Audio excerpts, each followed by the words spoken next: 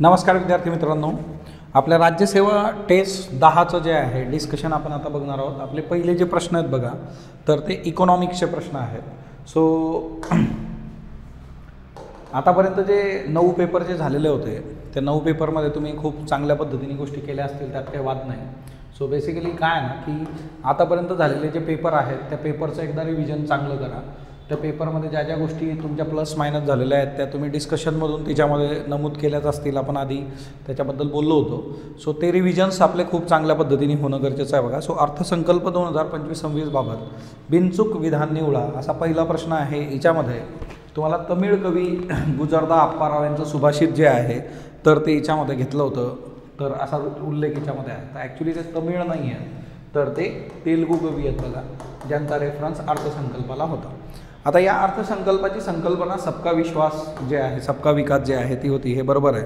आणि याच्यामध्ये तुम्हाला जे आहे की 4 इंजिन ग्रोथचे त्यांनी विचारले होते। त्याच्यामध्ये शेती, सूक्ष्म लघु आणि मध्यम उद्योग, गुंतवणूक आणि कृत्रिम प्रज्ञा जे आहे तर हे याच्यामध्ये येत नाही। याच्या जागी इथं काय पाहिजे, तर याच्या जागी जे आहे इथं निर्यात किंवा एक्सपोर्ट असा ऑप्शन असणं अपेक्षित होतं। त्याच्यामुळे तुमचं जे आहे ए आणि सी गेलेलं आहे, फक्त ब हे तुमचं उत्तर आहे बघा। त्याच्यानंतर पुढचा जो प्रश्न आहे तो म्हणजे कृत्रिम प्रज्ञा जी आहे त्याच्या संबंधी तंत्रज्ञानाचा अवलंब करण्यात खालीलपैकी कोणत्या समस्या आहेत। 1. संसाधनांची अकार्यक्षमता, पायाभूत सुविधांची कमतरता आणि विश्वासार्हता आणि नैतिक प्रश्न, ह्या सगळ्या गोष्टी याच्यामध्ये येतात। सो याचं उत्तर जे आहे तर ते 4 आहे। कारण काय ना, आता आर्टिफिशियल इंटेलिजन्सचा वापर करून ज्या पद्धतीने गोष्टी वर्क होत आहेत तर त्याच्यामध्ये नैतिकतेचे पण प्रश्न जे आहे, मॉरॅलिटीचे प्रश्न जन्माला यायला लागलेत। सो तो एक महत्त्वाचा आस्पेक्ट त्याच्यामध्ये आहे। त्याच्यानंतर नेक्स्ट वन जे आहे 3 नंबर जे आहे बघा, खालीलपैकी योग्य विधान निवडा। ओके, आता बऱ्यापैकी तुमच्या सिली मिस्टेक कमी झाल्या असतील किंवा आधीच्या याच्यामध्ये जे गोंधळ झालेले आहेत तर ते कमी झाले असतील असं आपण गृहीत धरतो आहे। जर तुम्ही सिन्सिअरली आधीच्या टेस्ट आणि त्याच्या डिस्कशन्स डील केले असतील तर त्याच्यातून तुम्हाला बेनिफिट मिळतो। भारतामध्ये पर्यटन क्षेत्रातलं GDPचं जे योगदान आहे तर ते 5% आहे। आणि त्याचबरोबर जे आहे कृषी आणि संलग्न क्षेत्रातलं योगदान जे आहे ते 16% आहे। फॅक्ट जे आहेत तर ते रुटीन आहे बघा, MPSCमध्ये विचारलं जाणं। सो दोन्ही स्टेटमेंट जे आहेत ते बरोबर आहेत। सो तुम्हाला जे आहे टुरिझममधून 5%, ॲग्रिकल्चरमधून जे आहे 16% जे आहे एवढं मिळतं आहे बघा GDPचं योगदान। त्याच्यानंतर जे आहे तारापोर समिती जी आहे बघा, मे 1996मध्ये समितीने तिचा अहवाल सादर केला होता आणि तर भांडवली खात्यावरील रुपयाची पूर्ण परिवर्तनीयता जी आहे किंवा ज्याला जे आहे फुल कॅपिटल अकाउंट कन्व्हर्टेबिलिटी आपण इंग्लिशमध्ये त्याला म्हणतो, सो याच्यासाठी समिती स्थापन केली होती। आता तारापूर समिती जी आहे तर ती 96 नाही, ती 97मध्ये आलेली आहे बघा, मे 1997। त्याच्यामुळे हे स्टेटमेंट आपलं चुकीचं आहे बघा। आणि हिच्यामध्ये जे आहे की भारतामधला जो काही कॉर्पोरेटर्स आहेत त्याला भारतीय बाजारपेठेत गुंतवणूक करण्यास परवानगी देण्याची शिफारस यांनी केली होती। ह्या दोन्ही स्टेटमेंट्स हिच्यामध्ये बरोबर आहे। सो ए अँड सी जे आहे, सॉरी इथं जे आहे बी अँड सी जे आहे बघा, ए चुकीचं आहे। आन्सर जे आहे आपलं बी अँड सी आहे बघा। ओके, त्याच्यानंतर जे आहे रुपयाचं अवमूल्यन रोखण्यासाठी काय उपाययोजना आपण केल्या पाहिजे। डेप्रिसिएशन ऑफ रुपी जो आहे, रुपया ज्या वेळेस अवमूल्यन त्याचं होत असतं तर त्या केसमध्ये आपण काय करणं अपेक्षित असतं बघा। सो इथं जे आहे आयात कमी करून जे आहे निर्यातीला प्रोत्साहन देणे हा एक मुद्दा याच्यामध्ये येतो बघा। त्याच्यानंतर जे आहे दुसरी महत्त्वाची बाब असते परकीय किंवा परदेशी गुंतवणुकीची मर्यादा वाढवणं, परकीय चलन खर्च मर्यादित करणं आणि परकीय चलन साठा विकत नाही घ्यायचा, तो विकायचा, विकणे। जर आपण परकीय चलन अजून विकत घ्यायला लागलो तर अजून आपला रुपया जो आहे तो डेप्रिसिएट होत जाईल बघा। ओके, त्याच्यामुळे आपल्याकडे असलेला जर आपण विकला तर त्यातून जे आहे गणित बदलतात। सो इथं जे आहे तुम्हाला कुठल्या उपाययोजना तुम्ही जे आहे तर त्या करू शकता, तर उत्तर जे आहे A, B, C, D जे आहे तर ते तिच्यामध्ये येत नाही। आपल्याला इथं परकीय चलन विकावं लागेल तर मग आपला रुपया वधारू शकतो बघा। त्याच्यानंतर 6वा जो प्रश्न आहे की जेव्हा 2 गुंतवणूकदार एकाच वेळेस भिन्न प्रकारची चलन कर्ज घेतात त्याला काय म्हटलं जातं बघा, तर याला जे आहे स्वॅप मार्केट असं म्हटलं जातं। आन्सर जे आहे तर ते सी आहे, स्वॅप मार्केट जे आहे बघा। खालीलपैकी खुली अर्थव्यवस्था जी आहे त्याची काय वैशिष्ट्य आहेत बघा। खुली अर्थव्यवस्था जी आहे ओपन इकॉनॉमी, जसं आपण 1991मध्ये आपली इकॉनॉमी ओपन केली होती बघा, पण आता जगाचा जर तुम्ही विचार केला तर जगामध्ये आता प्रोटेक्शनिस्ट पॉलिसी येत आहेत। आपली आपली इकॉनॉमी क्लोज करण्याकडे कल जो आहे तो ज्याचा त्याचा आहे. सो इथं खुली अर्थव्यवस्था जी आहे त्याचा जर आपण विचार केला तर खुल्या अर्थव्यवस्थेच्या बाबतीमध्ये आंतरराष्ट्रीय स्तरावरती अवलंबून असते बघा. सो मार्केटमध्ये जे काही होणार आहे त्याचा इम्पॅक्ट खुल्या अर्थव्यवस्थेवर होतो. आता याच्यात परदेशी मतं घेतली जात नाही किंवा ही स्वावलंबी असते किंवा स्पर्धा कमी असते. या तीन गोष्टी ज्या आहेत ह्या तीनही गोष्टी ह्या क्लोज्ड इकॉनॉमी संबंधीच्या आहे, बंद इकॉनॉमी जे आहे बघा. ओके. सो बेसिकली जे आहे ना की हिच्यामध्ये जे आहे फक्त एक अशी गोष्ट आहे की जी खुल्या अर्थव्यवस्थेशी संबंधित आहे. कारण अर्थव्यवस्था ओपन झाली तेव्हा स्पर्धा वाढते, कारण बाकीचे तिच्यामध्ये इन होतात. जसं भारताच्या बाबतीत झालं 1991मध्ये आपण इकॉनॉमी ओपन केली मग बाकीचे तिच्यात आले. किंवा परदेशी मतं जी आहे ती घेतली जात नाही किंवा जे आहे हिच्यात स्वावलंबी असणं, स्वावलंबी जर राहिली तर मग ती क्लोज करता येते. मग तिच्यात तुम्हाला जे जे लागतं ते तुम्ही तर मग ती क्लोज हिच्यात रेफरन्स येतो बघा. त्याच्यानंतर नेक्स्ट वन जे आहे विदेशी संस्थात्मक गुंतवणूकदारांचा फायदा कोणता नाही आहे बघा. ओके. आता जे आपल्या ह्याच्यामध्ये जे आहे बघा आपण जर बघितलं की फॉरेन इन्स्टिट्यूशनल इन्व्हेस्टर जे असतात तर त्यांचा फायदा कोणता नाही. देशात भांडवलाचा ओघ वाढतो बरोबर आहे बघा, हा फायदा आहे. भांडवली बाजाराच्या आर्थिक नवकल्पनेत योगदान दिलं जातं हेही बरोबर आहे. आर्थिक बाजारात स्पर्धेवर अनुकूल परिणाम होतो हे पण बरोबर आहे. आणि अल्पकालीन नफा शोधला जातो हिचं हे फीचर आहे बघा. पण हा फायदा नाही, हा काय आपला तोटा आहे. कारण यांना जेव्हा वाटतं की एखादी इकॉनॉमी प्लस मायनस होते त्यावेळेस हे मार्केटमधून बाजूला सरकतात आणि त्यामुळे जे आहे याच्यातून तीन फायदे आहे मतलब हा तोटा आहे. जो चौथं याचं उत्तर आहे बघा. देन 1956मध्ये प्रोफेसर निकोलसन कॅल्डोर यांच्या अध्यक्षतेखाली समितीने जे आहे कुठला कर लागू करण्याची शिफारस केली होती. सो त्यावेळेस यांनी जे आहे खर्च कर जे आहे एक्सपेंडिचर टॅक्स हा लागू करण्याची जे आहे शिफारस केली होती. त्याच्यानंतर हा कर लागू झाला 1957मध्ये. त्याच्यानंतर टी कृष्णमाचारी यांनी जे आहे ते सांगितलं होतं की याला तुम्ही रद्द करा. त्याच्यानंतर हा 1966मध्ये रद्द झाला. त्याच्यानंतर परत 1987मध्ये याला सुरू करण्यात आलं बघा. सो खर्च कर जे आहे तो लक्षात ठेवा. देन आंतरराष्ट्रीय नाणेनिधीबद्दल जे आहे तुम्हाला काही स्टेटमेंट्स दिलेले आहेत. ओके. योग्य विधान निवडा असं सांगितलेलं आहे. आता इथं कोटा सिस्टीम असते माहीत आहे आपल्याला. सो कोटा आधारित जे आहे तुम्हाला मतदानाचा अधिकार असतो. आर्थिक मदत धोरणात्मक सुधारणांसाठी दिली जाते. जसं आपण 1991चा रेफरन्स घेऊ शकतो किंवा आता पाकिस्तानीमधल्या काळात बेल आउट पॅकेज यांच्याकडून घेतलं. ओके. दीर्घकालीन नाही, इथं जे आहे बघा अल्पकालीन कर्ज हे देतं. दीर्घकालीन जे आहे ते कोण देतं, वर्ल्ड बँक देते बघा. सो हे इथून बाहेर काढा. सो त्याच्यामुळे जे आहे ना बी कुठं आहे तुम्हाला इथं नाही आहे, इथं नाही आहे, इथं बी आहे बघा, हे गेलं. आणि एकाच संस्थात्मक रचनाची आहे. उत्तर तुमचं जे आहे तर ते 2 आहे बघा इथं. सो आन्सर जे आहे तर ते 2 आहे. सो हा एक रेफरन्स हिच्यामध्ये जे आहे तर तो लक्षात घ्या. आणि उत्तर जे आहे ACD. त्याच्यानंतर बघा ब्रिक्स बँकेचा प्रश्न आहे पुढचा जो आहे तो ब्रिक्स न्यू डेव्हलपमेंट बँक. त्याचे संस्थापक सदस्य देश कुठले आहेत तर ब्रिक्सचे संस्थापक सदस्य ब्राझील, रशिया, भारत, चीन आणि आफ्रिका जे आहे. आता हिच्यामध्ये जे बाकीचे टाकलेले आहेत ना हे नंतर ॲड झालेले देश आहेत. जसं हिच्यामध्ये जे आहे बघा UAEचा रेफरन्स आला, इजिप्तचा रेफरन्स आला. सो ते नंतरच्या हिच्यामध्ये ॲड झाले. पण आता याचे संस्थापक जे आहे ब्राझील, रशिया, भारत, चीन, दक्षिण आफ्रिका. त्याच्यानंतर जे आहे अन्न आणि कृषी संघटनेबद्दल अयोग्य विधान तुम्हाला विचारलेलं आहे. आता ही UNची एक विशेष एजन्सी आहे बरोबर आहे. हंगरसाठी काम करते. सर्वात जुनी संयुक्त राष्ट्राची हयात असलेली एजन्सी पण आहे. 1961 नाही 1945 हा याचा कन्सर्न आहे बघा. ओके. 1945. त्याच्यानंतर नेक्स्ट वन जे आहे 13 महाराष्ट्र जे आहे बघा त्याची अग्रणी बँक म्हणून कार्य करणाऱ्या बँका खालीलपैकी कोणत्या आहेत. ओके. सो या चारही बँका महाराष्ट्रासाठी अग्रणी बँका म्हणून काम करतात. Bank of India, state bank of India, central bank of India, bank of Maharashtra वरील सर्व. त्याच्यानंतर जे आहे खर्च व्यवस्थापन आयोगाबद्दल योग्य विधान निवडा. खर्च व्यवस्थापन आयोगाची 2014मध्ये जे आहे स्थापना झाली होती. पण याचे पहिले अध्यक्ष सुमित बोस नव्हते बघा. याचे जे पहिले अध्यक्ष होते ते बिमल जालान होते जे नंतर RBIचे गव्हर्नर पण होते बघा. सो आन्सर जे आहे तर ते फक्त अ आहे बरोबर. बिमल जालान इथं अपेक्षित होतं. आणि आपला इकॉनॉमीचा शेवटचा जो प्रश्न आहे 15वा भारतात बेरोजगारीचे परिणाम काय होतात बघा.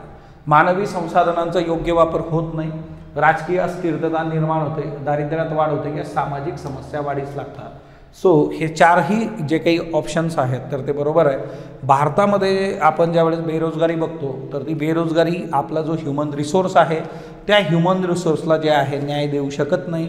आपला ह्युमन रिसोर्स तिच्यामध्ये कुठेतरी जो आहे तर तो वेस्ट जातो बघा. त्याच्यानंतर करंटचे प्रश्न आहेत पुढचे. 16वा जो प्रश्न आहे बघा आता करंट अफेअर्स 16वा प्रश्न बघूयात. 16व्या प्रश्नामध्ये जे आहे G7 देशांच्या 50व्या परिषदेबद्दल योग्य विधान निवडा. आता याचं आयोजन इटलीतल्या अपुलिया प्रांत इथं झालं, हे बरोबर आहे. 13 ते 15 जून 2024 पाहिजे, इथं ते 25 आहे बघा.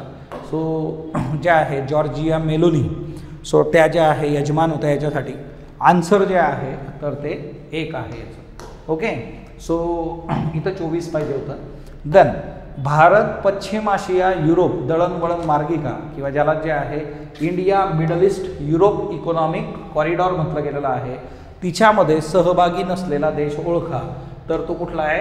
चीन. कारण चीनचंच वन रोड वन कॉरिडॉर जे आहे, वन बेल्ट वन रोड, यालाच पर्याय म्हणून हे जन्माला घातलेलं आहे. त्याच्यामुळे याच्यात चीनचा काही संबंध येत नाही. ओके, आणि हिच्यामध्ये इतर देश जर तुम्ही बघितले सौदी, फ्रान्स, भारत, त्याच्यानंतर जे आहे UAE आहे, युरोपियन युनियनचा भाग आहे, याच्यामध्ये इटली आहे, जर्मनी आहे बघा, अमेरिका. सो वेगवेगळ्या देश याच्यामध्ये तुम्ही बघू शकता. देन चीनने ज्याप्रमाणे दक्षिण चिनी समुद्रामध्ये बेटं बांधलेली आहेत तसं कुणी केलेलं आहे बघा रिसेंटली? तर व्हिएतनाम. आता चीनची सवय मी तुम्हाला बऱ्याचदा सांगितलेली, ते काय करतात, कृत्रिम बेटं जी आहेत ती उभी करतात आणि ती कृत्रिम बेटं जी आहेत ती क्लेम करतात की ही आमची टेरिटरी आहे, मग तिथून पुढं अजून समुद्र पुढं मोडतात. तो एक रेफरन्स याच्यामध्ये येत जातो. त्याच्यानंतर नेक्स्ट म्हणजे आहे की समलिंगी विवाहांना कायदेशीर मान्यता देणारा आशियातला पहिला देश कुठला आहे बघा? तर समलिंगी विवाहांना कायदेशीर मान्यता देणारा आशियातला पहिला जो देश आहे तो तैवान आहे आणि त्यांनी 2019मध्ये हे केलं होतं. 2024मध्ये थायलंडनी मान्यता दिलेली आहे. भारतामध्ये अशा पद्धतीची समलिंगी विवाहांना मान्यता नाही. मधल्या काळामध्ये त्याच्या पत्रकाची मागणी झाली होती, परंतु सुप्रीम कोर्टाचा जो स्टँड होता तो त्यांनी सांगितला की याच्यासाठी वेगळा कायदा संसदेने बनवावा.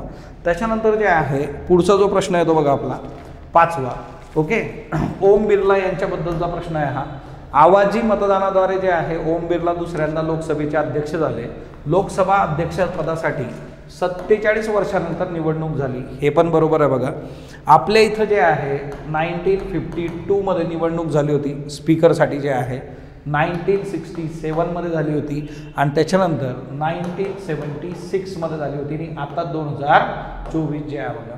सो एकंदर जे आहे चौथ्यांदाही निवडणूक झाली आणि हे दोन्ही स्टेटमेंट जे आहे ते बरोबर आहे. आता इथं पहिले जे अध्यक्ष होते लोकसभेचे गणेश वासुदेव मावळणकर यांचा जो कार्यकाळ आहे हा कार्यकाळ जो आहे तो गडबड आहे बघा.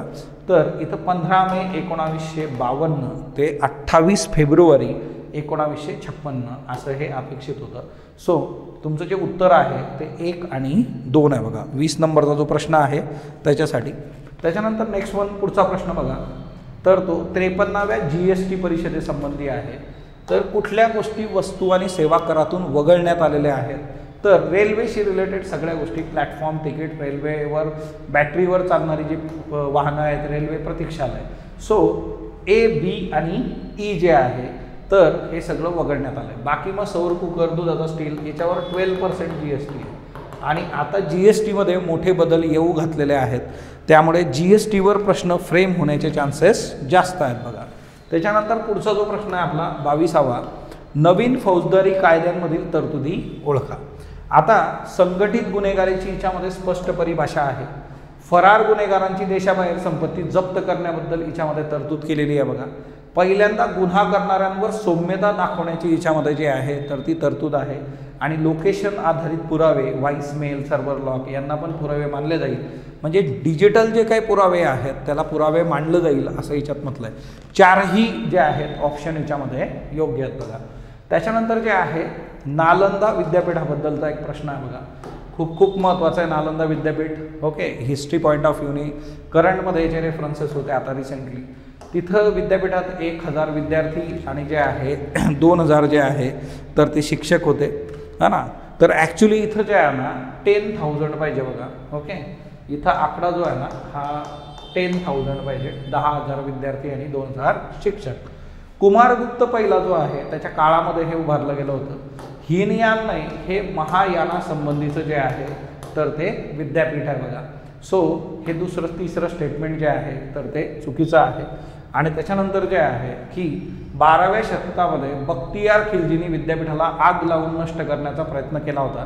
सो हेही बरोबर आहे. त्याच्यामुळे इथं जे आहे तुम्हाला ABD इज द आन्सर जे आहे बघा. ओके, हा जो प्रश्न आहे याचं उत्तर आहे ABD. ओके, महायान जे आहे. त्याच्यानंतर जे आहे पुढचा जो प्रश्न आहे बघा तो म्हणजे डिजिटल हेल्थ इन्सेंटिव्ह स्कीम ही कधी सुरू झाली. तर डिजिटल हेल्थ इन्सेंटिव्ह स्कीम 1 जानेवारी 2023ला सुरू झाली होती बघा. आणि ही जी आहे तर याची डेट जी आहे ती वाढवली 30 जून 2025पर्यंत. याच्यामध्ये आयुष्यमान हेल्थ कार्ड जे आहे त्याच्याशी पेशंटचे जे काही डिजिटल त्याचे रेकॉर्ड्स आहेत सगळे, त्याची हिस्ट्री आहे ती जोडण्यात येणार आहे. असा सगळा तो सिनेरिओ आहे बघा. त्याच्यानंतर इंदिरा साहनी खटल्याचा दाखला देऊन 2024मध्ये कोणत्या राज्यातील 50पेक्षा अधिकचं आरक्षण न्यायालयाद्वारे रद्द करण्यात आलं. उत्तर आहे बिहार. ओके, सो याचा आन्सर जे आहे तर ते बिहार आहे. पाटणा हायकोर्ट जे होतं बघा त्या पाटणा हायकोर्टाने हे केलेलं आहे जून 2024मध्ये 50%पेक्षा अधिकचं आरक्षण जे आहे तर ते त्यांनी रद्द करून टाकलेलं आहे बघा. सो तिथं 65% आरक्षण झालं होतं. सो त्यांनी वरचं आरक्षण रद्द करून टाकलं. त्याच्यानंतर नेक्स्ट वन जे आहे 26 नंबरचा आपला जो प्रश्न आहे बघा, हा 26वा प्रश्न जो आहे तर भारताने अमेरिकेत ठेवलेलं 100 टन सोनं जे आहे, 100 नाही हे इंग्लंडमध्ये ठेवलेलं आहे बघा. 100 टन सोनं जे आहे अमेरिकेत नाही, इंग्लंड इज द आन्सर. आणि दुसरं जे आहे 1991मध्ये परकीय चलनाचा तुटवडा झाला होता म्हणून आपल्याला हे गहाण ठेवावं लागलं होतं इंग्लंडकडे. सो इथं योग्य विधान जे आहे ते फक्त ब आहे. आणि आता सध्या आपण ते सगळं सोनं भारतात आणतो त्याचं कारण पण आहे बघा. त्याचं कारण असं आहे की आताची जी जिओ पॉलिटिकल सिच्युएशन आहे, युक्रेन रशिया असू देत किंवा बाकीच्या गोष्टी, त्याच्यामुळे हे भारतात आता आपण आणतो आहे. सो तो मुद्दा एक लक्षात ठेवा. त्याच्यानंतर नेक्स्ट वन जे आहे बघा 27वा प्रश्न बघा, NVIDIA या कंपनीबाबत बिनचूक नसलेलं विधान जे आहे ते निवडा. आता NVIDIAबद्दल जे आहे बिनचूक नसलेलं म्हणजे बिनचूक म्हणजे बरोबर आणि बरोबर नसलेलं म्हणजे परत काय चूक. तर इंग्लंडमधली नाही, ही अमेरिकेतली कंपनी आहे. तिच्यामुळे उत्तर जे आहे बी. आणि जगातली सगळ्यात मौल्यवान जे आहे मोस्ट व्हॅल्युएबल कंपनी, तिच्यामुळे याचं उत्तर जे आहे तर ते 2 आहे बघा. त्याच्यानंतर नेक्स्ट वन जे आहे 13 नंबरचा जो आपला 28 नंबरचा प्रश्न, गोड्या पाण्यातील मत्स्य आणि जलचर प्राण्यांच्या उत्पादनामध्ये अग्रेसर असणारे देश भारत, बांगलादेश आणि चीन. 16%, 11%, 10% जे आहे बघा. सो भारत, बांगलादेश आणि चीन जे आहे. गांधी सागर वन्यजीव अभयारण्य जे आहे त्याच्याबद्दल योग्य विधान निवडा. आता गांधी सागर कसं आहे ते चंबळ नदी तिथून वाहते आणि चित्त्यांचा नवा अधिवास आहे बघा हा. सो A and B हे दोन्ही स्टेटमेंट बरोबर आहे. आणि इथं गांधी सागर धरण पण आहे बघा, तर हे 3रं मोठं धरण आहे. सो हा एक रेफरन्स याच्यामध्ये लक्षात ठेवा. त्याच्यानंतर पुढचा जो प्रश्न आहे आपला तो म्हणजे काय की सॅड फिशिंग काय असतं. आता सॅड फिशिंग म्हणजे काय, स्वतःच्या भावनिक समस्यांचा वापर करून इंटरनेटवरची जी लोकं असतात त्यांचं लक्ष वेधून घेणं. बरेच जे लोक असतात बघा तर ते काहीतरी माझ्या आयुष्यात घडलं आहे, चुकीचं घडलं आहे अशा अनुषंगाने मेसेजेस टाकतात आणि मग तिच्यावर त्यांचे फॉलोअर्स असतील, इतर लोक असतील ते त्यांना कमेंट करून विचारतात की तुझ्या आयुष्यात नेमकं असं काय घडलं, आम्हाला सांग, हे ते. सो लोकांचं लक्ष जिकडे वेधून घेण्यासाठी हे केलं जातं बघा. सो हे आपले जे आहेत 15 प्रश्न इथं जे आहेत तर ते करंटचे संपतात. अशा टर्म्स ज्या वेळेस येतात बघा तर त्या तुम्ही जरा बघितल्या पाहिजे. त्याच्यानंतर पॉलिटीचा पहिला प्रश्न आपला प्रशासकीय न्यायाधिकरण कायदा 1985 हा घटनेतील कलम 323A नुसार संमत केलेला आहे बरोबर. आता 323A काय करतं, ॲडमिनिस्ट्रेटिव्ह ट्रिब्युनलसाठी काम करतं. आता हे ट्रिब्युनल्स कुठून आले, 42वी घटना दुरुस्ती जे आहे तिथून आले 1976.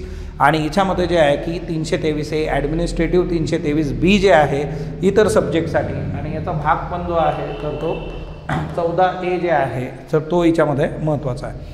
आता कॅटमध्ये 1 अध्यक्ष असतात, 16 जे आणि त्याच्याबरोबर 16 उपाध्यक्ष आणि 49 सदस्य एवढं कॅट असतं बघा. केंद्रीय प्रशासकीय न्यायाधिकरणाचे सदस्य उच्च न्यायालयाचे न्यायाधीश किंवा निवृत्त न्यायाधीश असतात. प्रशासकीय न्यायाधिकरण हे नैसर्गिक न्यायाच्या तत्वानुसार काम करते, हेही बरोबर आहे. तीनही स्टेटमेंट इथं बरोबर आहे बघा. Natural justice, principle of natural जस्टिसनी हे काम करतं. त्याच्यानंतर जे आहे बघा 32 नंबरचा प्रश्न बघा. 32 नंबरचा प्रश्न आपल्याला जे आहे, केंद्रीय निवडणूक आयोगाची तरतूद घटनेचा भाग 15 मध्ये नमूद आहे, हे आपल्याला सांगतं बघा. आता केंद्रीय निवडणूक जे आहे आयोग, आर्टिकल 323 हा ना ऑनवर्ड जे आहे बघा 329. आता इथं तुम्हाला प्रश्न विचारले जाण्याचे चान्सेस खूप जास्त आहेत, कारण सध्या निवडणूक आयोग जो आहे तो खूप न्यूजमध्ये आहे आणि राज्य निवडणूक आयोग जो आहे तर तो 243K जे आहे तर ते 243(2A). सो बेसिकली जे आहे हे एक लक्षात ठेवा बघा. आणि त्याच्याबरोबरच जे आहे की आर्टिकल तुम्हाला दोघींचे माहीत असणं अपेक्षित आहे. केंद्रीय आयोगाच्या निवडणूक आयोगाच्या इतर निवडणूक आयुक्तांना मुख्य निवडणूक आयुक्तांच्या शिफारशीनुसार राष्ट्रपती पदावरून काढू शकतात आणि केंद्रीय निवडणूक आयोगाचे जे मुख्य निवडणूक आयुक्त असतात यांना सुप्रीम कोर्टाचं ज्या पद्धतीने जजला काढलं होतं ती प्रोसेस आहे. आता याच्यावर पण चर्चा झाली होती की महाभियोग आणायचा, इम्पिचमेंट वगैरे, बघू येत्या काळामध्ये जे आहे. सो 32 नंबरचा जो प्रश्न आहे बघा त्याचं उत्तर जे आहे 2A आणि B. त्यानंतर जे आहे खालीलपैकी संसदीय शासन प्रणालीची वैशिष्ट्य कुठली आहे. संसदीय शासन प्रणाली जी आहे बघा हिच्यामध्ये सामूहिक जबाबदारी, दुहेरी सदस्यत्व, गोपनीयतेची शपथ, मंत्र्यांचं दुहेरी सदस्यत्व, अशा सगळे जे आहेत वैशिष्ट्य हिच्यामध्ये आपल्याला पार्लमेंटरी सिस्टीममध्ये मिळतात. त्यामुळे जे आहे ABCD. आता तुम्हाला पार्लमेंटरी सिस्टीम, त्याच्यानंतर प्रेसिडेन्शियल सिस्टीम, त्याची वैशिष्ट्य ही करून ठेवणं अपेक्षित आहे बघा. लोकपाल निवड समितीमध्ये कुणाचा समावेश आहे. पंतप्रधानीच्या मध्ये असतात बघा, लोकसभा विरोधी पक्षनेता असतात, सरन्यायाधीश किंवा त्यांनी सांगितलेले न्यायाधीश, त्याच्यानंतर लोकसभा सभापती, राज्यसभेचे उपाध्यक्ष याच्यामध्ये राहत नाही. तिच्यामुळे जे आहे तुमचं जे उत्तर आहे बघा तर ते ABCE जे आहे 4 उत्तर तुमचं आहे. राज्यसभा उपाध्यक्ष याच्यामध्ये येत नाही. ओके. त्याच्यानंतर जे आहे भारतीय नागरिक जे आहेत बघा तर असलेली कुठलीही व्यक्ती त्याने जर इतर देशाचं नागरिकत्व स्वीकारलं तर त्याचं नागरिकत्व आपोआप संपुष्टात येतं. अशी तरतूद कशात. घटनेचं कलम 9 आणि नागरिकत्व कायदा 1955. ओके. जर भारतीय नागरिकांनी कुठल्याही पद्धतीने जे आहे दुसऱ्या देशाचं नागरिकत्व स्वीकारलं तर त्या केसमध्ये त्यांचं भारताचं नागरिकत्व निघून जाईल. याच्यासाठी आर्टिकल 9 आणि नागरिकत्व कायदा. आता नागरिकत्व कायदा 1955 नुसार मागेही आपण बघितलं आहे की 5 गोष्टी कुठल्या की जिच्याने नागरिकत्व मिळतं आणि 3 कुठल्या जिच्याने ते काढून घेतलं जातं. 36 जे आहे बघा घटनेचं कलम 1 जे आहे तिच्यामध्ये काय नमूद आहे. घटनेचं कलम 1 जे आहे तर तिच्यामध्ये तुम्हाला जे आहे विचारलेलं आहे 36 नंबरचा जो प्रश्न आहे बघा तर इथं तुम्हाला जे आहे देशाचं नाव जे आहे, केंद्रशासित प्रदेश किंवा भारताचं राज्यक्षेत्र है ना. सो अशा सगळ्या गोष्टी ज्या आहेत तिच्यामध्ये डील करून दिलेल्या आहेत. घटनेचं कलम जे आहे 1 जे आहे बघा. 37 नंबरचा प्रश्न बघा. घटना निर्मितीच्या वेळी मसुदा समितीची स्थापना घटना समितीच्या कोणत्या अधिवेशन बैठकीच्या वेळेस करण्यात आली होती. सो आन्सर इज 5th और किंवा 5व्या याच्या वेळेस जे आहे मसुदा समितीची स्थापना त्यावेळेस करण्यात आली होती बघा. फॅक्च्युअल आहे. एखाद्या व्यक्तीला स्थानबद्धता कायद्यानुसार अटक झाली असेल तर त्याला कोणते हक्क प्राप्त होतात.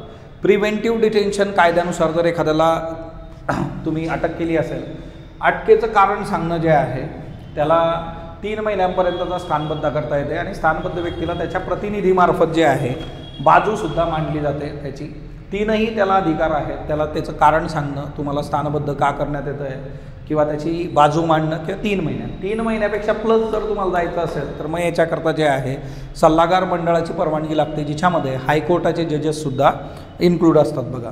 त्याच्यानंतर 39 नंबरचा जो प्रश्न आहे आपला 39मध्ये जे आहे खालीलपैकी कोणते घटक घटनेतील मार्गदर्शक तत्व नाही आहे. सर्व कामगारांना चांगल्या जीवनमानासाठी वाजवी वेतन आणि संपत्ती जे आहे संधी उपलब्ध करून देणे. आर्टिकल 43 जे आहे तर हिच्यामध्ये हे येतं आणि हे DPSP आहे बघा. 6 वर्षापर्यंतच्या बालकांना संगोपन आणि शिक्षण जे आहे आर्टिकल 45 आहे DPSP आहे. आधुनिक वैज्ञानिक पद्धतीने कृषी क्षेत्राचा विकास जो आहे आर्टिकल 48 आहे DPSP आहे बघा. आपल्या संस्कृतीचा संपन्न वारसा जतन करणं. सो हे येत नाही कारण हे कशात जातं फंडामेंटल ड्युटीमध्ये जातं. सो तुम्हाला जे आहे मार्गदर्शक तत्व कुठलं नाही असं विचारलेलं आहे. फक्त D असं याचं उत्तर आहे बघा. ओके. सो पुढचा जो प्रश्न आहे बघा आपला 40वा प्रश्न जो आहे त्याच्याकडे आपण जाऊयात. 40 खालीलपैकी चुकीचं काय आहे असं तुम्हाला विचारलेलं आहे. सो इनकरेक्ट काय आहे. कायदे मंडळाचे सभागृह जनतेकडून निवडून दिलेले असते, त्याला मंत्री सामूहिकरित्या जबाबदार असतात. भारतीय राष्ट्रपतींना राज्य विधेयकांवर पूर्ण नकाराधिकार आहे. सो इथं जे आहे बघा 40 नंबर जे आहे, तर याच्यामध्ये दोन्ही स्टेटमेंट बरोबर आहेत. राज्याचे जे बिल्स आहेत बघा, आता सगळा गोंधळ तोच चालू आहे की बिल 200 आणि 201 काय असतं की राज्यपालांनी रिझर्व करणं जे आहे राष्ट्रपतींसाठी, मग तिच्यावर राष्ट्रपतींनी जे आहे निर्णय घेणं. सो राष्ट्रपतींना पूर्ण नकाराधिकार त्याच्यामध्ये आहे. दोन्ही स्टेटमेंट बरोबर येते, त्याच्यामुळे आन्सर 4 आहे बघा. ओके, खालीलपैकी चुकीचं विधान जे आहे तर ते ओळखा. केंद्रशासित प्रदेशामध्ये घटनात्मक यंत्रणा अपयशी ठरली, याच्यावरून राष्ट्रपती राजवट लागू केली जाऊ शकत नाही, तर ती लागू केली जाऊ शकते. ओके, नाही त्याच्यामध्ये येणार नाही. याचं जे आहे तर ते आर्टिकल 239A(b) जे आहे बघा, 39A and B. केंद्रशासित प्रदेशांची तरतूद भाग 8 मध्ये नमूद करण्यात आलेली आहे. 41 जे आहे बघा, तर तिच्यामध्ये भाग 8 मध्ये आर्टिकल 239 to 241 जे आहे बघा. ओके, 239 ते 241. सो 41चं जे उत्तर आहे बघा आपलं, तर ते 2 आहे. फक्त एक चुकीचं आहे, दुसरं बरोबर आहे याच्यामध्ये. देन खालीलपैकी योग्य विधान निवडा. लोकपालमध्ये जास्तीत जास्त 10 सदस्य असतात, हे चुकीचं आहे बघा. 1+8 जे आहे हे स्ट्रक्चर आहे. याच्यामध्ये 50% जे आहे ते ज्युडिशरीशी संबंधित, म्हणजे ते जजेस असणं गरजेचं आहे. अध्यक्ष सदस्यांचा कार्यकाळ 5 वर्ष किंवा वयाची 70 वर्ष पूर्ण होईपर्यंत जो काही असेल तर तो असणार आहे. आणि त्याच्यामुळे जे आहे इथं योग्य विधान जे आहे फक्त ब जे आहे बघा. त्याच्यानंतर 43 नंबरचा जो प्रश्न आहे आपला, पंचायत राज जे आहे, पंचायती संबंधी जे आहे सीमा निश्चिती जी असते बघा मतदारसंघांच्या बाबतीमध्ये, किंवा त्याची जी जागांची आरक्षण आहे याच्या संबंधी न्यायालयामध्ये तुम्हाला प्रश्न उपस्थित करता येणार नाही, अशी तरतूद कशामध्ये आहे, 243O मध्ये जे आहे बघा. पंचायतचे जे प्रश्न आहेत तर ते हा ना तुम्ही चांगल्या पद्धतीने करणं अपेक्षित आहे. भाग 9 75. त्याच्यानंतर जे आहे बघा 44 नंबरचा जो प्रश्न आहे, पंचायत समिती उपसभापती यांचा कालावधी जो आहे तो 2.5 वर्ष आहे, हे बरोबर आहे. आणि पंचायत समिती सभापती यांच्या अविश्वास प्रस्तावाला 2/3 मतं जर मिळाली तो मंजूर झाला असं समजलं जातं. आणि जर महिला असेल तिथं तर तो 3/4 मतं एवढी पाहिजेत. दोन्ही स्टेटमेंट याच्यामध्ये बरोबर आहे, उत्तर आहे 2. त्याच्यानंतर लास्ट वन जे आहे की राज्य शासन राजपत्रात प्रसिद्धी देऊन एखाद्या सरकारी अधिकाऱ्याला नगर परिषदेचा प्रशासक म्हणून नियुक्ती करू शकतात. अशा प्रशासकाचा कालावधी किती असतो, तर त्याचा कालावधी जो आहे तर तो 3 वर्ष असतो. जेव्हा नगर परिषद तिथं वर्क होणं अपेक्षित नाही आहे किंवा ते वर्क होत नाही प्रॉपरली, त्यावेळेस असे निर्णय घेतले जातात. आणि याच्यासाठीचा कालावधी जो असतो तो 3 वर्षाचा असतो. सो आता इथून पुढे जे आहेत कॉम्प्रेहेन्सिव्ह अजून 2 पेपर आहेत बघा, GHचे आणि आता याच्याबरोबर CSATचा पेपर.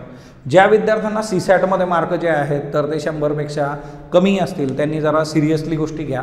ओके, सिरियस म्हणजे CSATमध्ये जर काठिण्य पातळी वाढली वगैरे, त्यांनी त्याची लेंथ वाढवली, टाईम कन्झ्युमिंग केलं तर आपल्याला प्रॉब्लेम येता कामा नाहीत, एवढं लक्षात ठेवा.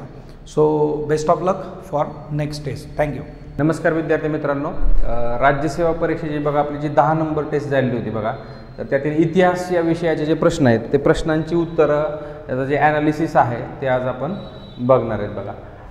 त्यातला बघा 46 नंबरचा जो प्रश्न आहे बघा, 46 नंबर, की सेल्फ रिस्पेक्ट मुवमेंट जे आहे, ओके, सेल्फ रिस्पेक्ट मुवमेंट जे आहे बघा, तर ते जे प्रचारशास्त्र किंवा मुखपत्र वगैरे जसं म्हणतो बघा, जसं तुम्हाला माहिती आहे की पॅसिफिक कोस्ट हिंदी असोसिएशन ज्याचं मुखपत्र गदर होतं आणि म्हणून त्याला गदर चळवळ वगैरे म्हणायला लागली बघा, किंवा वेगवेगळ्या ज्या संघटना असतील बघा, जसं मागं तुम्हाला श्यामजी कृष्ण वर्मा यांची इंडिया हाऊस आहे त्याचं मुखपत्राबद्दल प्रश्न होता बघा. तसं हा मुखपत्र जे आहे, किंवा गांधीजींचे विचार गांधीजी हरिजनमधून मांडायचे, आधी यंग इंडियामधून मांडायचे. तसं हे सेल्फ रिस्पेक्ट मुवमेंट जे असेल, जे थंतई पेरियार, EV रामास्वामी नाईकर जे आहेत बघा त्यांचं आहेत, तर ते कोणतं असं तुम्हाला विचारलं. बेसिकली कुडी आरसू जे असेल तर ते काय असेल, त्यांचं मुखपत्र माउथपीस असेल बघा. कुडी आरसू म्हणजे तमिळ शब्द आहे बघा, ज्याचा अर्थ काय असतो तर रिपब्लिक, गणराज्य, लोकांचं राज्य वगैरे.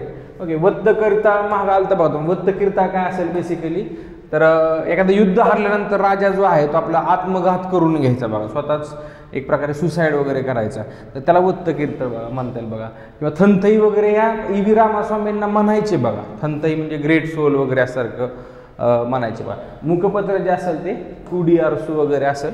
ऑप्शन नंबर 1 जे असेल ते याचं करेक्ट आन्सर येईल बघा. याच्यानंतर बघा की विधानं तुम्हाला दिलेत बघा, आणि कोणतं विधान जे बरोबर आहे ते बरोबर विधानं जे आहेत ते बरोबर विचारलेत बघा. कर्नाटकामधील ऐहोळ येथील जे दुर्गा मंदिर आहे हे द्रविड शैलीतील एक मंदिर उदाहरण आहे असं दिले बघा. आणि दुसरं आहे की मंदिराच्या आवारात पाण्याची टाकी, ओके, वॉटर टँक असेल मंदिराच्या. बऱ्याच आता आपण इकडे महाराष्ट्रात पण बघू शकता बघा की बऱ्याच मंदिराचे आहे जलकुंड वगैरे असतं बघा. तर ते नागर शैलीचे अद्वितीय वैशिष्ट्य आहे असं तुम्हाला स्टेटमेंट दिलं. आता ज्यांना माहिती आहे बघा ऐहोळ जे आहे बघा, ऐहोळ जे आहे ते चालुक्यांच्या काळात जे आहे पीक पिरियडला गेलेले तुम्हाला दिसून येतं. किंवा ऐहोळला सिटी ऑफ टेम्पल्स, मंदिरांचं शहर असं देखील म्हटलं जातं.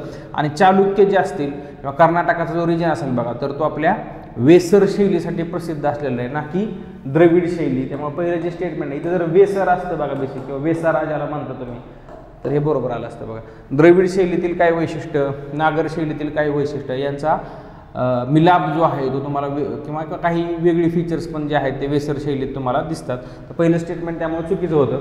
मंदिराच्या आवारात जे पाण्याची टाकी असणार आहे बघा तर हे द्रविड शैलीचं वैशिष्ट्य असतं.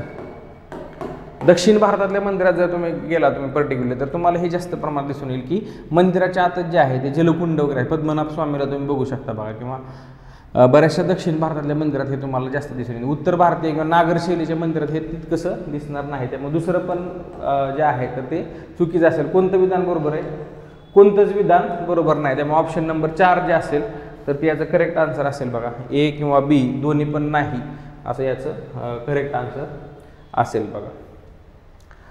याच्यानंतर बघा 48 नंबरचा जो प्रश्न आहे बघा, सविनय कायदेभंग चळवळ जे असेल तर या चळवळी दरम्यान बालासोर, कटक, पुरी या जिल्ह्यांमधील किनारी प्रदेशामध्ये जे आहे सत्याग्रहात कोणी भाग घेतला. बेसिकली फॅक्ट बेस्ड प्रश्न आहे बघा. 1930चं जे आंदोलन आहे सविनय कायदेभंग, मग त्यात महाराष्ट्रात कुठं कुठं जंगल सत्याग्रह झाले का, जिथं किनारी भाग असेल बघा वेदारण्यम इथं कोणी सत्याग्रह केला, कालिकत येथे कोणी सत्याग्रह केला. तसा बालासोर, पुरी, कटक हे जे ओडिशामधले जिल्हे तिथं गोपाळ बंधू चौधरी जे असतील ते काय असतील तर यांनी हा उठावाचं जे आहे तर ते नेतृत्व वगैरे केलेलं तुम्हाला दिसून येईल. चित्तरंजन दास जे आहे ते बघा बेंगॉलमध्ये असतील, किंवा रवींद्रनाथ टागोर सुद्धा, अंबिकांत सिन्हा वगैरे उत्तर प्रदेशमध्ये असतील. तर हे गोपाळ बंधू चौधरी जे आहे असंच जे आहे सी राजगोपालाचार्यांनी कुठं केलं बघा, किंवा के लप्पन जे असतील त्यांनी कुठं केलं तर ए गोपालन असतील यांनी पण वेगवेगळ्या ठिकाणी जे आहे याच सविनय कायदेभंगाच्या वेळेस सत्याग्रह केलेत बघा. तर ते पण माहीत असणं जे आहे गरजेचं आहे बघा. बालासोर, पुरी, कटक इथं कोणी केलं असेल तर ते गोपाळ बंधू चौधरी यांनी केलं असेल. ऑप्शन नंबर 2 जे असेल त्याचं करेक्ट आन्सर आहे बघा. असंच जे आहे बघा की विधानं दिलेली आहेत तुम्हाला. बारडोली सत्याग्रह, एका मुवमेंट किंवा एका आंदोलन या दोन्हीचे नेतृत्व जे आहे तर ते सरदार पटेलांनी दिलं. आता बारडोलीचं तर केलेलं आहे बघा सरदार पटेलांनी, पण एका आंदोलनाचं नेतृत्व त्यांचं आहे का, तर एका आंदोलनाचं नेतृत्व कोणाचं आहे, मदारी पासी यांचं तुम्हाला दिसून येईल बघा. तर वल्लभभाई पटेल इथं येणार नाहीत. ओके, तर बारडोली ठीक आहे, पण एका आंदोलनामुळं हे जे आहे वल्लभभाई पटेल येणार नाही, एका आंदोलनाच्या निगडीत नाही आहे बघा. एका आंदोलन बेसिकली काय किंवा बारडोली आंदोलन हे काय सगळे तर ह्या पीजंट मुवमेंट ज्याला म्हणू शकतो बघा, कामगार चळवळी, कामगारांनी जे आहे प्रतिकार केला होता ब्रिटिश शासनाला, तर त्या चळवळीत बघा एका मुवमेंटचं नेतृत्व वल्लभभाई पटेल करत नाहीत, बारडोलीचं करतात बघा. आता बारडोलीचं तात्काळ कारण काय होतं तर कृषी अडचणीच्या काळात ॲग्रिकल्चर फेल्युअरच्या टाईममध्ये काय झालं तर महसूल वाढ केला होता. तर मोपला बंडामध्ये भाडेपट्टीचे हक्क आणि नंतरच्या काळात धार्मिक, आता मोपल्यांचं बंड जे आहे ते 1921-22 मध्ये तुम्हाला दिसून येतं. ज्याचं सुरुवातीचा कारण जे आहे तर ते लँड रेव्हेन्यू असेल, पण नंतरच्या काळात हे धार्मिक बनतं. हे दोन्ही विधानं जे आहेत त्यामुळे ते बरोबर राहतात बघा. बारडोलीत हिंसा झाली नाही, पण मोपलामध्ये हिंसा मोठ्या प्रमाणात झाली, बरोबर आहे बघा. या धार्मिक केरळमध्ये झालेलं हे मोपल्यांचं आंदोलन आहे बघा. याच्यावर सावरकरांचं मोपल्यांचे बंड नावाचं पुस्तक पण आहे बघा. तर हे एक आंदोलन जे आहे एक आंदोलन तर हे प्रामुख्याने बिहारमधील शेतकऱ्यांपूर्वी मर्यादित होते आणि काँग्रेस नेतृत्वाने त्याला पाठिंबा. आता एका मुवमेंट जे आहे तर ते यूपीमध्ये तुम्हाला दिसून येईल बघा, ना की बिहार. युनायटेड प्रोव्हिन्स संयुक्त प्रांतामध्ये किंवा आत्ताचा उत्तर प्रदेश जो म्हणतो आपण तर तिथे हे तुम्हाला दिसून येईल बघा, बिहार नाही. त्यामुळे बिहारमुळे हे रॉंग होणार आहे बघा. सी बरोबर आहे, बी पण बरोबर आहे बघा. ए परत एकदा चुकीचं आहे, कारण एका आंदोलनाचं नेतृत्व बेसिकली तुम्हाला मदारी पासी यांच्याकडे वगैरे दिसून येते, वल्लभभाई पटेल नाही. कोणती विधानं बरोबर विचारलेत तुम्हाला, बी आणि सी, पहिलाच ऑप्शन दिसतोय बघा. ओके, पहिलाच ऑप्शन जे आहे 49चा, तर 1 नंबर जे आहे तर त्याचं करेक्ट आन्सर असेल बघा. हे बिहार नाही, UP असेल. आणि तिकडं एका मुवमेंटमध्ये वल्लभभाई पटेलांचं नेतृत्व नाही आहे बघा. त्याच्यानंतर बघा लोकांना आर्थिक दारिद्र्याच्या जे दुष्परिणाम आहेत, बेसिकली ब्रिटिश शासन आल्यानंतर भारत जो बघा पारतंत्र्यात गेला आणि ब्रिटिशांनी जी लूट केली, तर या लुटीबद्दल जे आहे बरेच समाजसुधारक असतील किंवा अर्थतज्ञ असतील यांनी भारताला आर्थिक राष्ट्रवादाच्या माध्यमातून जे आहे ते जागृत केलं असं म्हणू शकतो आपण, किंवा राष्ट्रवाद जागृत केला या अर्थमीमांसाच्या माध्यमातून. तर असेच काही लेखन जसं दादाबाई नौरोजींचं poverty and unBritish rule in India तुम्हाला माहीत असतं, किंवा MG रानडेंचे एसेज ऑन इंडियन इकॉनॉमिक्स माहीत असतील. तसंच 3 अर्थशास्त्रे, इंग्रजी राज्याची उलट बाजू अथवा आमचे घोर दारिद्र्य, वाचाल तर चकित व्हाल, असे जे निबंध आहेत तर ते कोणी लिहिले असं तुम्हाला विचारलेलं आहे बघा. आणि ह्याचं जे फॅक्च्युअल बेस महाराष्ट्राच्या बेसने जे आहे तो प्रश्न आहे बघा. तर गोपाळ गणेश आगरकर जे आहेत बघा, इंग्रजी राज्यात पोटभर अन्न मिळत नाही, स्त्रियांनी जॅकेटे घातली पाहिजेत, असं जसं माहिती आहे बघा, असे प्रश्न मागे विचारून गेलेत बघा. कदाचित 3 अर्थशास्त्रे, आमच्या दारिद्र्याची जी आमचे घोर दारिद्र्य किंवा वाचाल तर चकित व्हाल, तर हे कोणाचं आहे, परत एकदा गोपाळ गणेश आगरकरांचं तुम्हाला दिसून येतं. ऑप्शन नंबर 4 जे असेल तर ते याचं करेक्ट आन्सर असेल बघा. त्याच्यानंतर पुढचा प्रश्न जो आहे बघा, नालंदा विद्यापीठ. आणि मग नालंदा विद्यापीठाबद्दल विधान तुम्हाला दिले जातात. बेसिकली नालंदा विद्यापीठ चर्चेत आहे बघा, करंटमध्ये असणारा मुद्दा आहे की ज्याच्यावर प्रश्न जो आहे तो तुम्हाला अपेक्षित आहे. जसं मी तुम्हाला सांगितलं बघा, आर्य समाज असेल, या आर्य समाजाची 200 वर्ष आहेत, किंवा राजेंद्र चोळांचे आहेत बघा 1000 वर्ष पूर्ण आहेत की त्यांच्या नॅव्हल एक्सपेडिशनला.